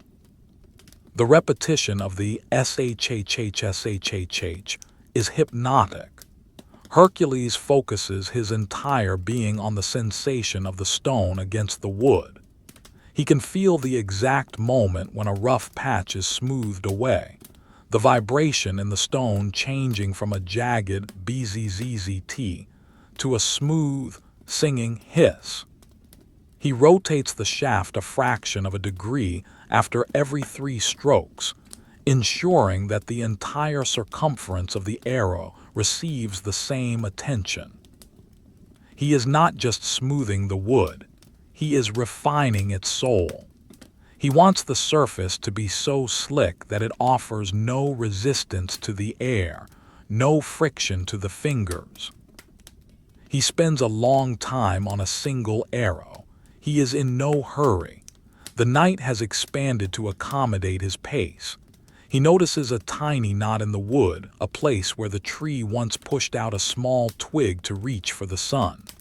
The pumice stone makes a deeper, more resonant sound as it passes over this denser wood. He gives this spot extra care, moving the stone in tiny, circular motions. Scritch, scritch, scritch. The dust from the knot is a slightly darker shade of tan. He blows it away with a soft, controlled breath, watching the mote spiral into the darkness beyond the lamplight. As he works, he listens to the house. The thick limestone walls occasionally give a soft, internal pop as they contract in the cold. It is the sound of the structure settling deeper into the earth, a sound of absolute stability. The wind outside has become a distant, low-frequency hum, a sound so constant it has become a form of silence. Inside the room, the only reality is the pumice stone and the ash shaft. The world of kings and labors is a fiction. The only truth is the shhhshhh of the smoothing process. After what feels like an age, the first arrow is finished. He runs his bare palm down its length. The wood no longer feels like wood. It feels like polished bone, or perhaps like a cool, dry silk. It is perfectly uniform, a masterwork of patience. He sets it aside and picks up the second arrow, the one with the gray mineral streak. He begins the process again. The sound is a metronome for his thoughts. He thinks about the volcanic island where the pumice came from. He imagines the white cliffs and the deep blue water, the sun beating down on the jagged rocks.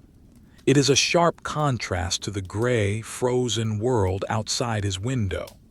He feels the warmth of the Mediterranean summer in the stone, a trapped memory of heat that he is now rubbing into the cold Greek winter. The dust continues to fall, a silent, wooden snow. His lap is covered in it, the white powder highlighting the weave of his dark wool tunic. By the time he has smoothed 5 of the arrows, his fingers are covered in the fine, dry dust. He pauses to clean them. He doesn't use water, which would raise the grain of the wood he has just smoothed. Instead, he uses a piece of dry leather. He rubs his fingers vigorously against the hide. The sound is a low, rhythmic thrup-thrup, and the friction generates a pleasant, stinging heat in his fingertips. Once his hands are clean, he reaches for a small ceramic jar that has been sitting near the edge of the hearth. The jar contains a mixture of linseed oil and a small amount of melted beeswax. It is a thick, golden liquid that has been warmed until it is as fluid as water. He removes the cork stopper with a soft thunk. The scent that erupts from the jar is heavy and rich. The smell of pressed seeds, of summer fields, and the clean, medicinal aroma of the wax. He takes a clean scrap of linen, folds it into a small, tight pad, and dips it into the oil. The linen darkens instantly, soaking up the golden liquid until it is heavy and glistening. He picks up the first of the smoothed arrows. He begins to apply the oil. As the linen pad touches the wood, the transformation is immediate and miraculous. The pale, dry ash drinks the oil, the grain suddenly springing into high relief. The wood turns a deep, honeyed amber, the dark lines of the grain looking like the delicate veins in a leaf. The sound of the oiling is a soft, wet slop slide, a luxurious sound that speaks of preservation and care. He moves the cloth slowly, watching the oil penetrate the fibers. He ensures that every millimeter of the shaft is coated. The oil adds a subtle weight to the arrow, a feeling of density and purpose. As he works, the scent of the linseed fills the room, mingling with the pine resin and the oak smoke to create a complex, comforting olfactory tapestry. It is the smell of a workshop in winter, a scent that signifies safety, productivity, and peace. He oils the second arrow, the one with the gray streak. The oil makes the mineral vein turn a deep, stormy slate color, creating a beautiful contrast against the amber wood. He spends a long time admiring this one. He feels the smoothness of the oiled surface. It is slightly tacky at first, but as the wood absorbs the liquid, it becomes sleek and cool. He uses a dry part of the cloth to buff the shaft, his hand moving in rapid, rhythmic strokes. Whisk, whisk, whisk. The friction brings out a soft, satin luster. The arrow doesn't shine with a harsh, metallic glare. It glows with a deep, internal light. The fire in the hearth is now a bed of glowing jewels. The red light of the embers reflects in the wet oil of the arrows, making them look like they are made of liquid fire. Hercules feels a profound sense of satisfaction. The 10 arrows are no longer just components. They are finished objects of beauty. He lines them up on the table, perfectly parallel. They represent a significant portion of his night, a sequence of hundreds of thousands of small, repetitive movements. He looks at his hands. They are stained with oil and wood dust, the skin glistening in the lamplight. He feels the weight of his fatigue now not as a burden but as a heavy, comfortable cloak of its own. His muscles are loose, his mind is quiet, and his heart is steady. He reaches for the 6th arrow, the one he hasn't smoothed yet. The contrast is startling. The raw wood feels rough and unfinished compared to the oiled masterpieces beside it. He picks up the pumice stone once more.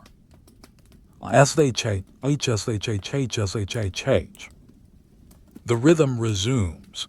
He is halfway through his first batch of 10. The night is still vast, and there are 40 more arrows to be made after these. The thought of the work ahead of him is a source of great comfort. It means he does not have to leave this room. He does not have to face the cold or the expectations of the world. He can stay here in the amber light, in the scent of oil and smoke, and continue his slow, beautiful dance with the materials. He notices a small spider descending from the pine rafters on a single, invisible thread. It moves with a slow, jerky rhythm, mirroring his own. He watches it for several minutes, his hand with the pumice stone paused in midair. The spider reaches the level of the table, hovers for a moment above the bowl of arrowheads, and then, as if deciding the bronze is too cold, begins to climb back up its silver ladder. Hercules smiles, a small, private movement of his lips. The spider, too, is part of the night's quiet work. He returns to the smoothing. The shhhshhh sound seems to grow louder as the rest of the world grows quieter.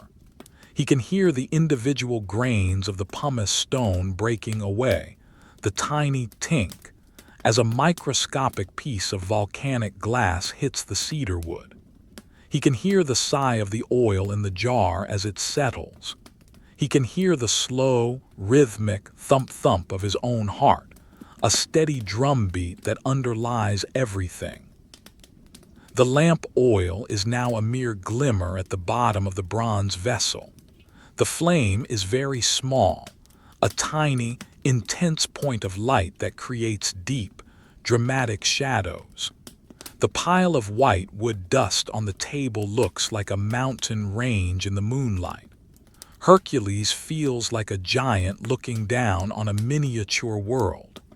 He is the creator of this world, the one who brings order to the chaos of wood and metal.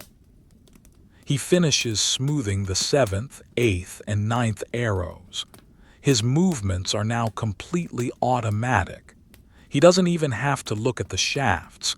His fingers tell him everything he needs to know. He knows by the sound when the wood is ready for the oil. He knows by the resistance of the cloth when the oil has been fully absorbed. He is a master of the invisible, a craftsman of the tactile. As he picks up the 10th arrow, the final one of this first set, he pauses. He feels the weight of it. It is perfectly balanced. He thinks about the goose it came from, the tree it grew from, the earth that nourished them both.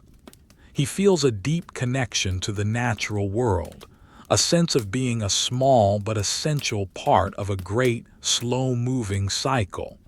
He begins the final smoothing.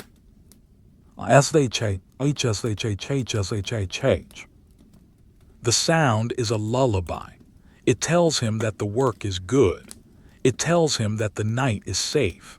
It tells him that he is exactly where he is supposed to be. The wind outside gives a final, weary sigh and falls silent. The frost on the window has reached its maximum thickness, a solid wall of white that seals the chamber from the universe. Inside there is only Hercules, the 10 arrows, and the fading light of the lamp. He applies the final coat of oil to the 10th arrow. The wood darkens, the grain glows, and the scent of linseed oil reaches its peak. He buffs the shaft until it shines with that soft, satin luster. He lays it down with the others. 10 perfect arrows, a decade of stillness, a monument to boredom. He leans back in his chair, his hands resting on his knees. He closes his eyes and lets the sensations of the room wash over him. The fading warmth of the hearth, the weight of the wool, the scent of the oil, the memory of the shhhshhh. He feels himself sinking into the depths of the chair, his body becoming as heavy and still as the stone walls. He is not asleep yet, but he is standing on the threshold, The door to the dream world cracked open just a sliver. But there is still more to do. There are 40 more shafts waiting in the corner. There are 40 more arrowheads in the bowl. There is more thread to wax, more feathers to split. The thought of the repetition is the most soothing thing of all. He opens his eyes, looks at the tiny flame of the lamp, and prepares himself for the next set of 10. The night is long, and the boredom is infinite. The deep, indigo core of the night has settled over the Peloponnese, a time when even the owls have found their silent perches, and the frost has claimed the entirety of the world beyond the limestone walls. Inside the chamber, the air has reached a state of perfect, heavy stillness. The smoke from the hearth no longer rises in a column, but hangs in thin, horizontal layers near the dark pine rafters, creating a hazy, dreamlike ceiling that smells of ancient trees and quiet endurance. Hercules remains in his chair, his large frame perfectly supported by the seasoned oak. He blinks slowly, his eyelids moving with the languid pace of a sun-warmed turtle. The first 10 arrows sit in their perfect, oiled row, a testament to the hours that have slipped away unnoticed. He decides to allow his hands a moment of rest from the delicate work of fletching. He reaches down to the floor beside his chair, where a long, narrow object rests inside a sleeve of supple, dark-stained leather. This is his bow, a composite of horn, wood, and sinew, currently unstrung and relaxed. He pulls the leather sleeve toward him. The sound of the leather sliding across the dried rushes is a low, grainy hush-hush, a sound of earth meeting animal hide. The leather is old, having been treated with the oil of many winters, and it feels as soft as the skin of a peach. He begins to slide the bow from its protective casing. This is a slow, methodical extraction. As the bow emerges, there is a rhythmic whish of the polished wood against the suede lining. The sound is consistent and smooth, a long, drawn-out syllable that fills the silence of the room.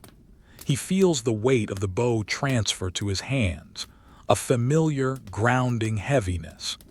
It is not a tool of war tonight. It is a companion of the hearth, a collection of organic materials that require his care and observation. He lays the bow across his knees, the curve of the weapon mirroring the curve of his own legs. The bow is a masterpiece of prehistoric engineering. The belly, the side that faces the archer, is lined with thin plates of mountain goat horn, dark and shimmering with a deep, obsidian-like luster. The back is covered in layers of cured sinew, protected by a thin, translucent layer of birch bark to keep out the damp. He runs his hand over the horn. It is cool to the touch, with a surface that feels slightly oily, a natural property of the material. He notices a tiny smudge on the horn, perhaps a fingerprint from an earlier inspection. He reaches for a small piece of soft, undyed silk. The fabric is light, nearly weightless, and as he unfolds it, it makes a sound like a tiny, distant waterfall. He begins to polish the horn belly of the bow. His hand moves in slow, elliptical paths. The silk catches the light of the dying lamp, shimmering with a faint, ghostly white. The sound of the silk against the horn is a microscopic shhhshhh, so faint it is almost a vibration rather than a noise. He focuses on the smudge, watching as the friction of the silk dissolves it, leaving behind a surface so reflective that he can see the faint, orange glow of the embers mirrored in the horn. He spends a vast amount of time on this. He moves from the center of the grip toward the upper tip, or the cia. He examines the way the horn meets the wood of the limb. There is a tiny seam there, filled with a mixture of hide glue and ground stone. He feels the seam with his fingernail. It is perfectly flush, a testament to the artisan's skill. He polishes the seam until it disappears into the surrounding dark colors. The monotony of the circular motion is a heavy weight on his consciousness.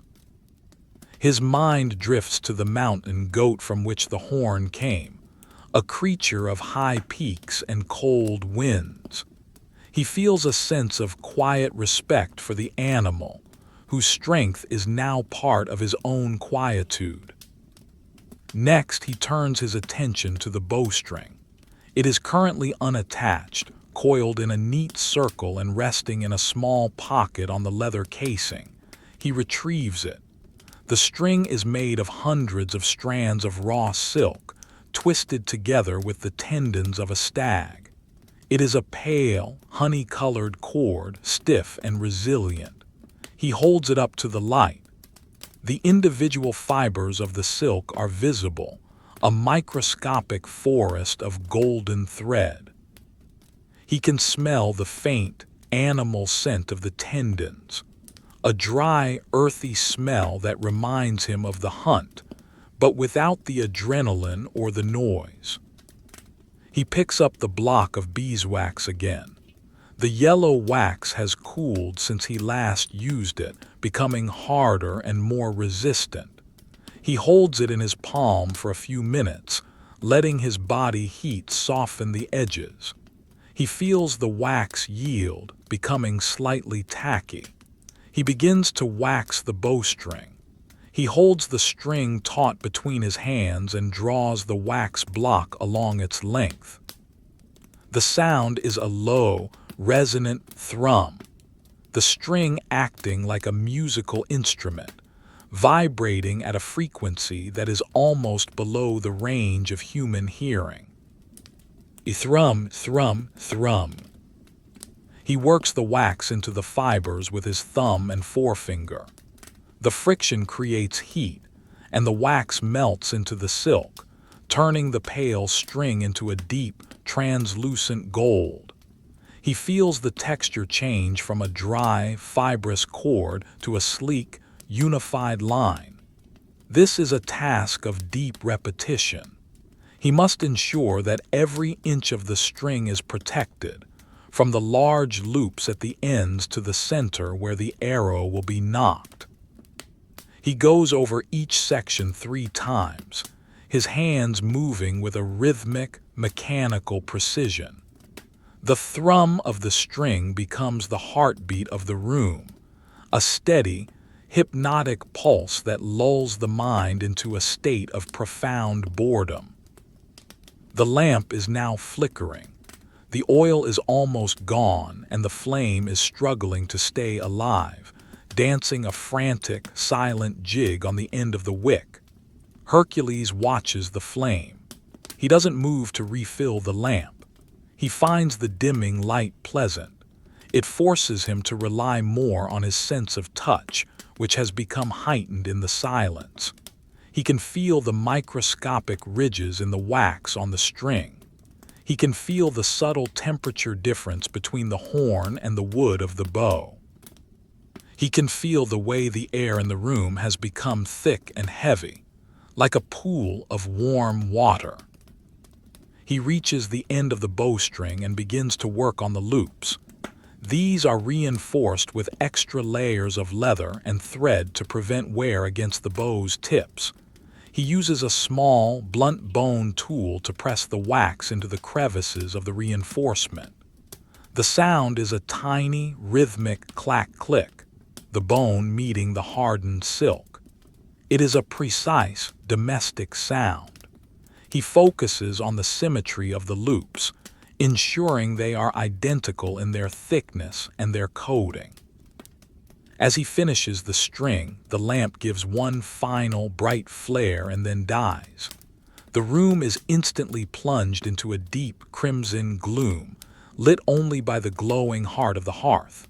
The change in light is soothing. The shadows, which were once long and sharp, are now soft and amorphous, blending into one another in the corners of the room.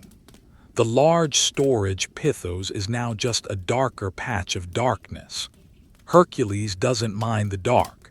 He knows every inch of this room by feel.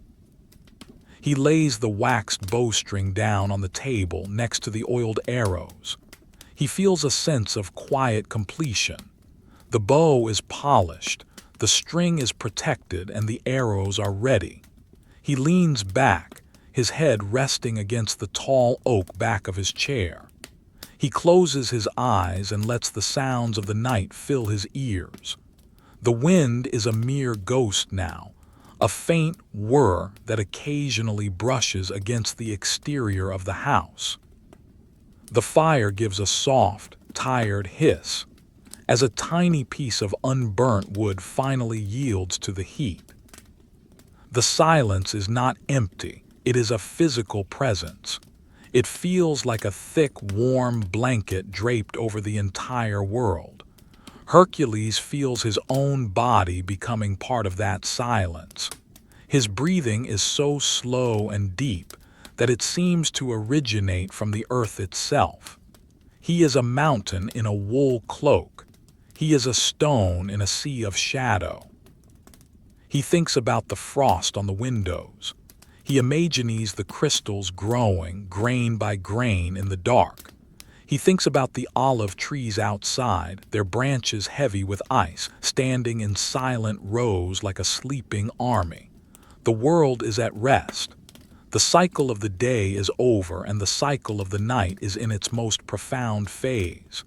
He feels a deep, subterranean sense of safety. Nothing is required of him.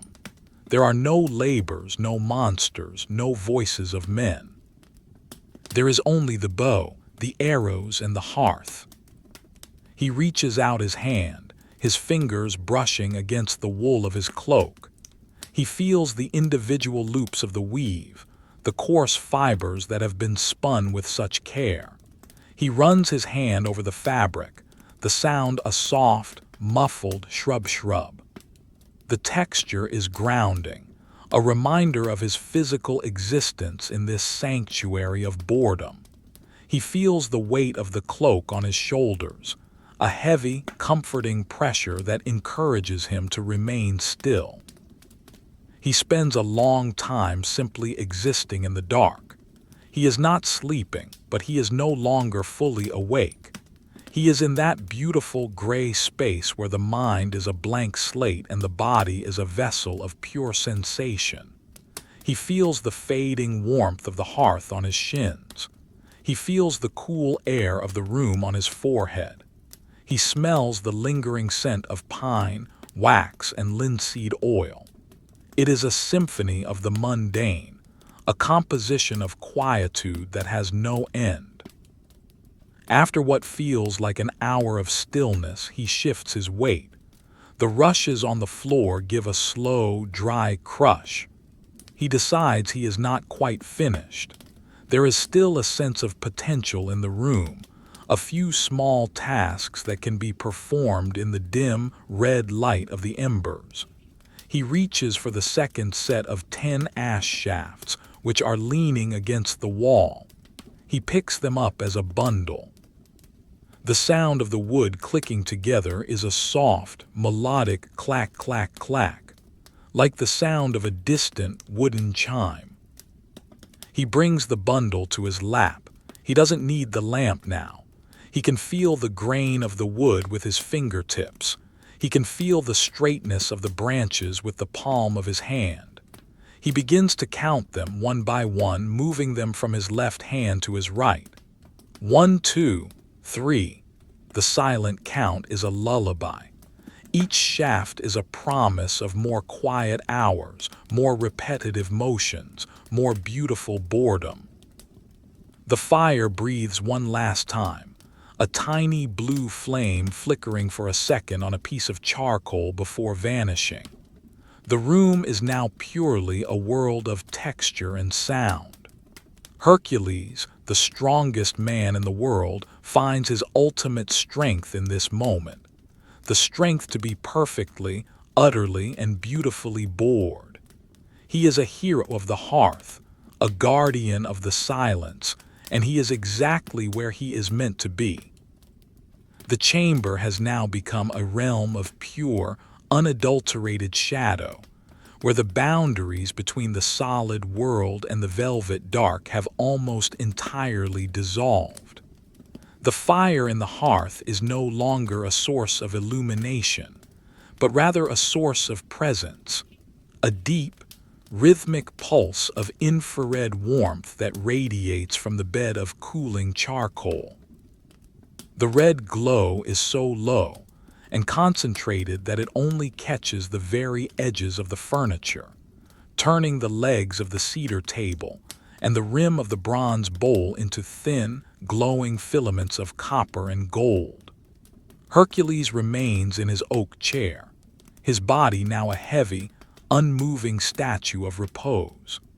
The silence is so absolute that the sound of a single, stray hair of his wool cloak brushing against the wood of the chair sounds like a distant avalanche of soft fabric. He reaches out into the darkness, his hand moving with the slow, unerring confidence of a man who has inhabited this space for a lifetime of hours. His fingers find a small, drawstring bag made of heavy, oil-cured buckskin. This bag contains his tally stones, smooth, palm-sized pebbles gathered from the bed of the Inachose River during the long, hot days of the previous summer. These stones are not weapons. They are the tools of a householder, used to keep a silent, tactile record of the stores in the great storage pit, in the cellar. The jars of grain, the carafes of oil, and the amphorae of wine that will sustain the household until the first green shoots of spring. He loosens the leather thong of the bag. The sound is a dry, tactile SS sip, the sound of seasoned leather sliding over itself. He reaches inside, and his fingertips meet the cold, hard surfaces of the river stones. They are like a collection of frozen eggs, each one holding the memory of the water that shaped it. He draws out a handful and lets them settle onto the cedarwood table. The sound is a melodic, muffled clack-clink thud, a series of organic notes that resonate through the wood and into the very bones of his arms. It is a comforting sound, the sound of abundance and order. He picks up the first stone. In the dim red light, it appears as a dark, heavy mass. It is a piece of basalt, polished by centuries of water until it is as smooth as a piece of dark glass. It is perfectly oval, with a slight indentation on one side where a thumb fits with satisfying precision. He begins to clean it. Even though it is already clean, he uses a small scrap of dry, undyed felt to rub its surface. The sound is a low, rhythmic woof woof woof, a sound that is both soft and insistent. He feels the friction generate a tiny, localized heat between the stone and the felt. He focuses all of his attention on the texture of the basalt. He feels the density of the rock, its unyielding nature, and the way it slowly absorbs the warmth of his palm. He imagines the river from which it came, the way the water must have rushed over it, tumbling it against its brothers until all the sharp edges were surrendered to the flow. Now it is a tool of stillness. He places it on the far left of the table, the first mark in his mental ledger. 1 jar of barley. The stone makes a soft, final tock as it meets the cedar. He reaches for the second stone.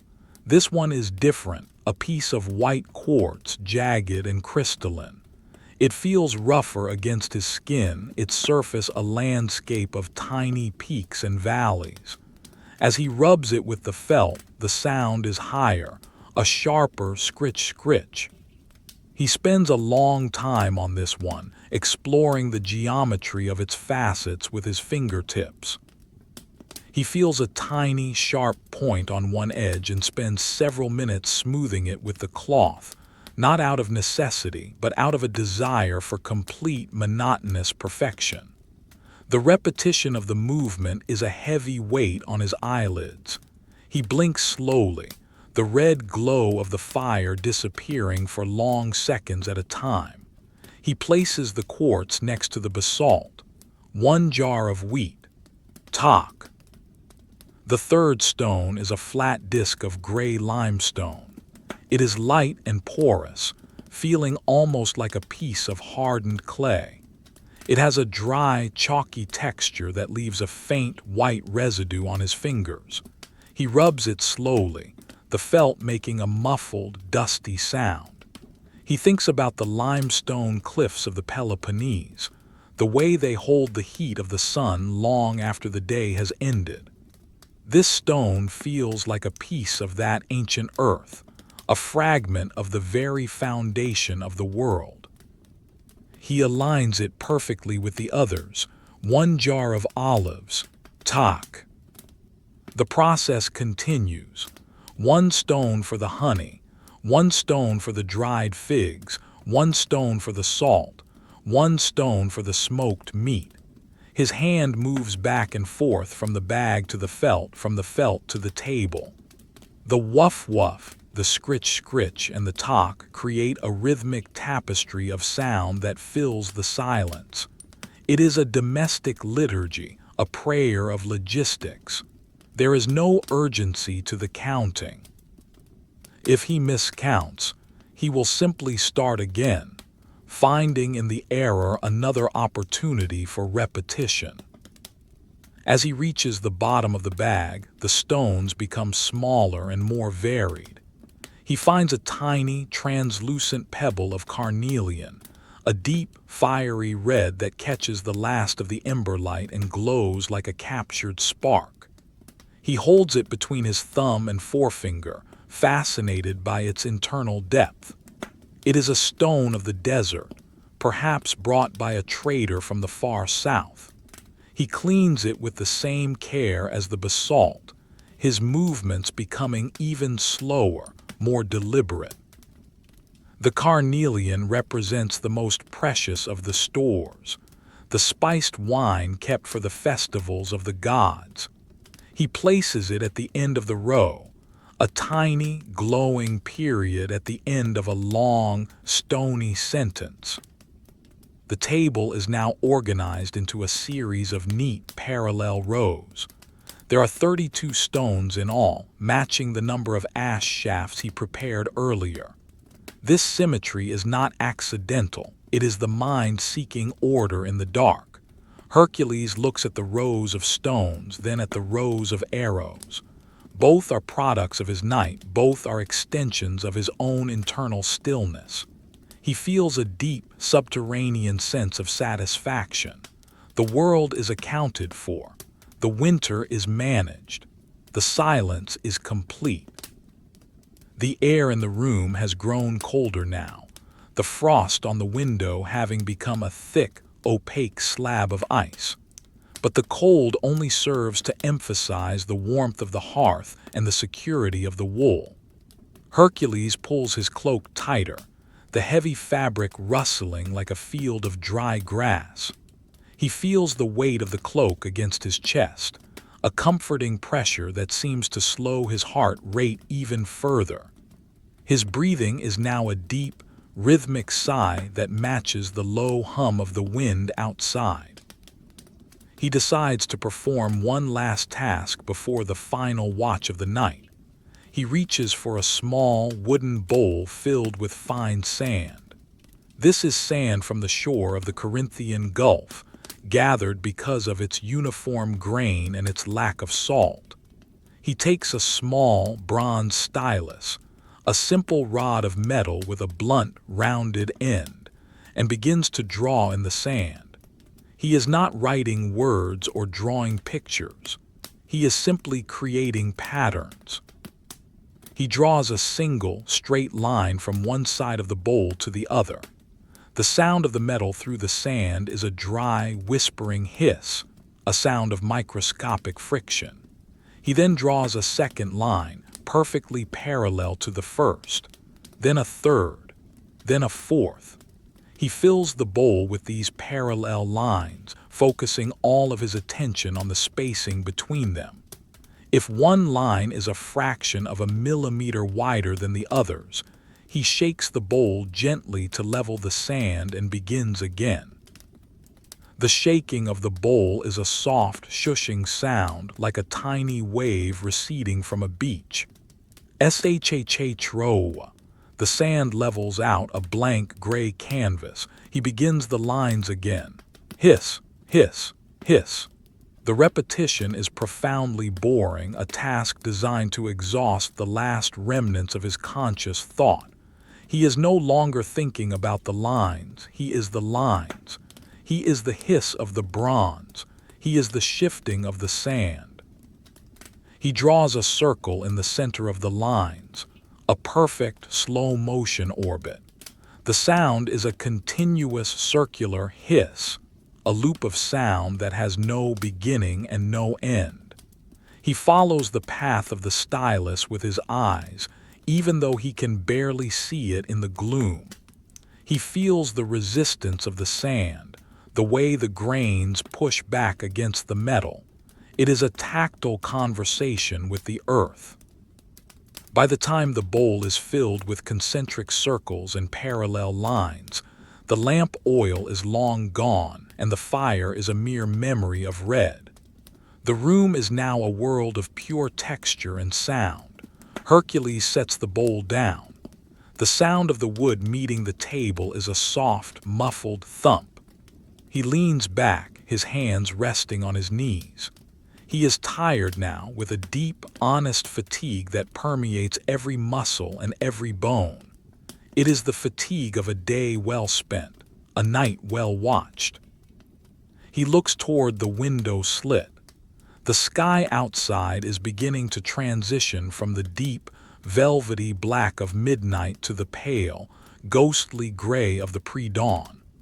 The stars are fading, their light being absorbed by the coming day. But the sun is still far below the horizon. The world is in that hushed, expectant state between the dream and the waking. Hercules feels a sense of profound peace. He has survived the heart of the winter night. He has turned the raw materials of the world into objects of order and beauty. He has counted the stones, polished the wood, waxed the thread, and fletched the arrows. He has mastered the boredom. He has found the sanctuary in the silence. He closes his eyes. He listens to the house. The stones are silent. The wood is silent. The sand is silent. The only sound is the slow, rhythmic whoosh-whoosh of his own breath and the distant, fading hum of the winter wind. He feels himself drifting, the boundaries of his body expanding until he is one with the room, one with the stone, one with the dark. He is the hero of the hearth, the guardian of the quiet hours, and he is ready for the end. The row of 32 stones on the table remains, a silent army of pebbles guarding the grain and the wine. The 32 arrows sit beside them, ready for the flight that may never come. The bow rests in its leather sleeve, a sleeping giant. Everything is in its place. Everything is as it should be. The boredom is complete. The final hour of the night has arrived.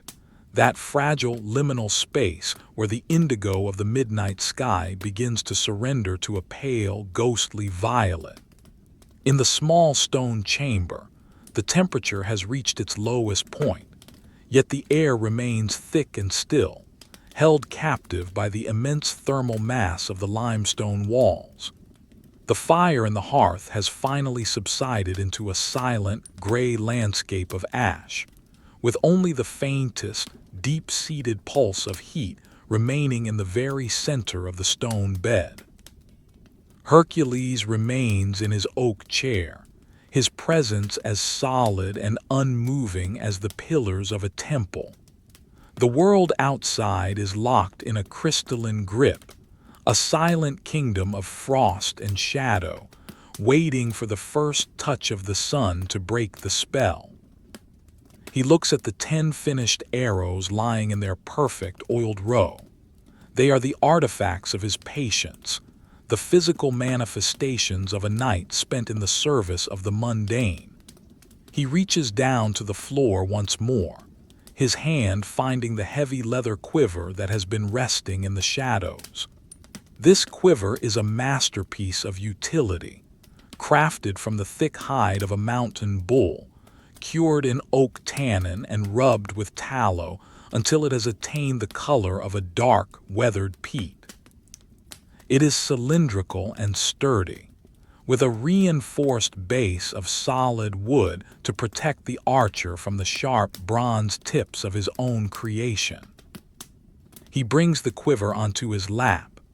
The sound of the heavy leather moving against his wool cloak is a deep, resonant huff, a sound of animal strength and quietude. He runs his hand over the surface of the quiver. The leather is not smooth like the silk or the polished horn. It has a rich, pebbled texture, full of the natural character of the hide. There are small scars and ripples in the grain, stories of the bull's life on the rugged slopes of the Peloponnese. Hercules explores these textures with his fingertips, finding a grounding comfort in the honesty of the material. He feels the thick, waxed stitching that runs down the seam, each stitch a tight, even loop of linen thread. He prepares to stow the arrows. This is the final ritual of the night. He picks up the first arrow, the one with the north side grain. He holds it vertically, the fletching near his ear. He gives it one last, gentle spin. The sound of the feathers moving through the still air is a soft, musical wisp, a sound of potential flight held in check. He lowers the arrow into the quiver. As the bronze head reaches the bottom, there is a muffled, hollow thump as it meets the wooden base. The sound vibrates through the leather and into his thigh, a tactile signal of completion. He picks up the second arrow, the one with the gray mineral streak. He notices how the pre-dawn light, faint as it is, catches the satin luster of the oil. He slides it into the quiver. Whish thump. He ensures it is seated perfectly, its fletching not touching the first. He continues this for the third, fourth, and fifth arrows. Each whish and each thump is a rhythmic beat in the lullaby of the morning. The quiver begins to grow heavier, a solid weight of wood, metal, and leather that anchors him to the chair. By the time he reaches the 8th arrow, his movements have become almost entirely ceremonial. He spends several minutes simply holding the arrow, feeling the balance of the ash and the sharpness of the bronze. He thinks about the sequence of events that brought these materials together, the growth of the tree, the flight of the goose, the melting of the resin, the waxing of the thread. All these disparate elements of the world have been unified by his hands in the silence of the night.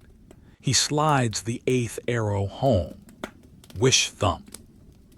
The sound is deeper now, muffled by the presence of the other arrows. The 9th and 10th arrows follow. As the final arrow is seated, the quiver is full. He runs his hand over the fletchings, the feathers rustling with a dry, papery sound like the wings of 100 sleeping moths. He feels a sense of profound, heavy satisfaction. The work is done. The tools are ready. The night has been fulfilled. He sets the quiver aside, leaning it against the leg of the table. The sound of the leather meeting the floor is a final, solid clack shrub. Now he must address the workspace. The cedarwood table is covered in the detritus of his labor, tiny curls of ash wood, silver shavings of goose quills, drops of hardened resin, and the fine white dust of the pumice stone. He reaches for a small brush made from the stiff tail hairs of a wild boar, bound together with a grip of carved bone. The brush is coarse and honest. He begins to sweep the table. The sound is a rhythmic, scratchy shush shush shush, a domestic melody that cleanses the space. He moves the brush in slow, deliberate arcs, starting from the center of the table and moving toward the edge. The wood dust and the shavings accumulate into a small, pale drift. He watches the way the brush captures every tiny particle, leaving the dark, oiled grain of the cedar visible once more. The repetition of the sweeping is the final sedative. His mind is a blank canvas, reflecting only the movement of the bristles and the slow accumulation of the debris. He sweeps the dust into a small bronze tray, the sound of the shavings hitting the metal a light, ephemeral titter-tatter. He rises from the chair. His legs are stiff, his muscles long accustomed to the stillness of the watch. He moves slowly, his feet making a soft, cushioned crunch on the dried rushes. He carries the tray of debris to the hearth. He kneels before the gray landscape of the ash. With a gentle tilt of the tray, he pours the remains of his night's work into the center of the embers. The wood shavings and the feather quills, dry and fragile, catch the residual heat instantly. They do not burst into flame, but they begin to glow with a soft, orange light, curling and shrinking as they are consumed. A tiny, sweet plume of smoke rises, the final scent of the night, a mixture of ash and goose down. He watches the embers for a long time. The orange glow fades back into gray, the shavings becoming indistinguishable from the rest of the ash.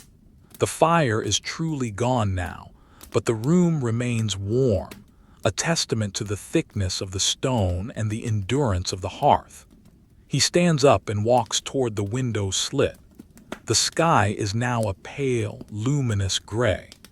The frost on the edges of the opening has begun to turn translucent, the first hint of the sun's warmth beginning to work upon the ice. He can see the outlines of the olive trees now, no longer ghosts but solid, silver-gray sentinels standing in the morning mist. He turns back to the room.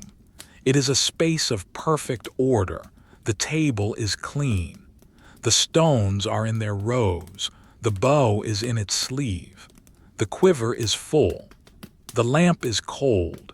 He feels the weight of his own fatigue like a heavy, velvet cloak.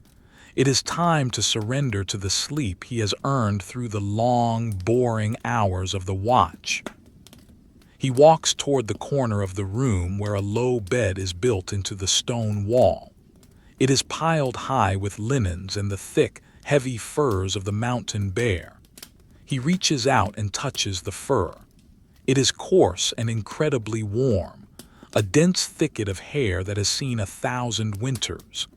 He pulls back the top layer of linen, the fabric making a crisp, clean crinkle in the silence. The linens are cool and smell of dried lavender and the clean, biting air of the laundry yard. He removes his heavy wool cloak. Without its weight, he feels strangely light, almost as if he might float away into the gray light of the morning. He drapes the cloak over a wooden peg on the wall, the fabric hanging in deep, sculptural folds. He then sits on the edge of the bed, the sound of the ropes beneath the mattress giving a slow, melodic creak is the final note of the night's symphony. He swings his legs up and slides beneath the furs.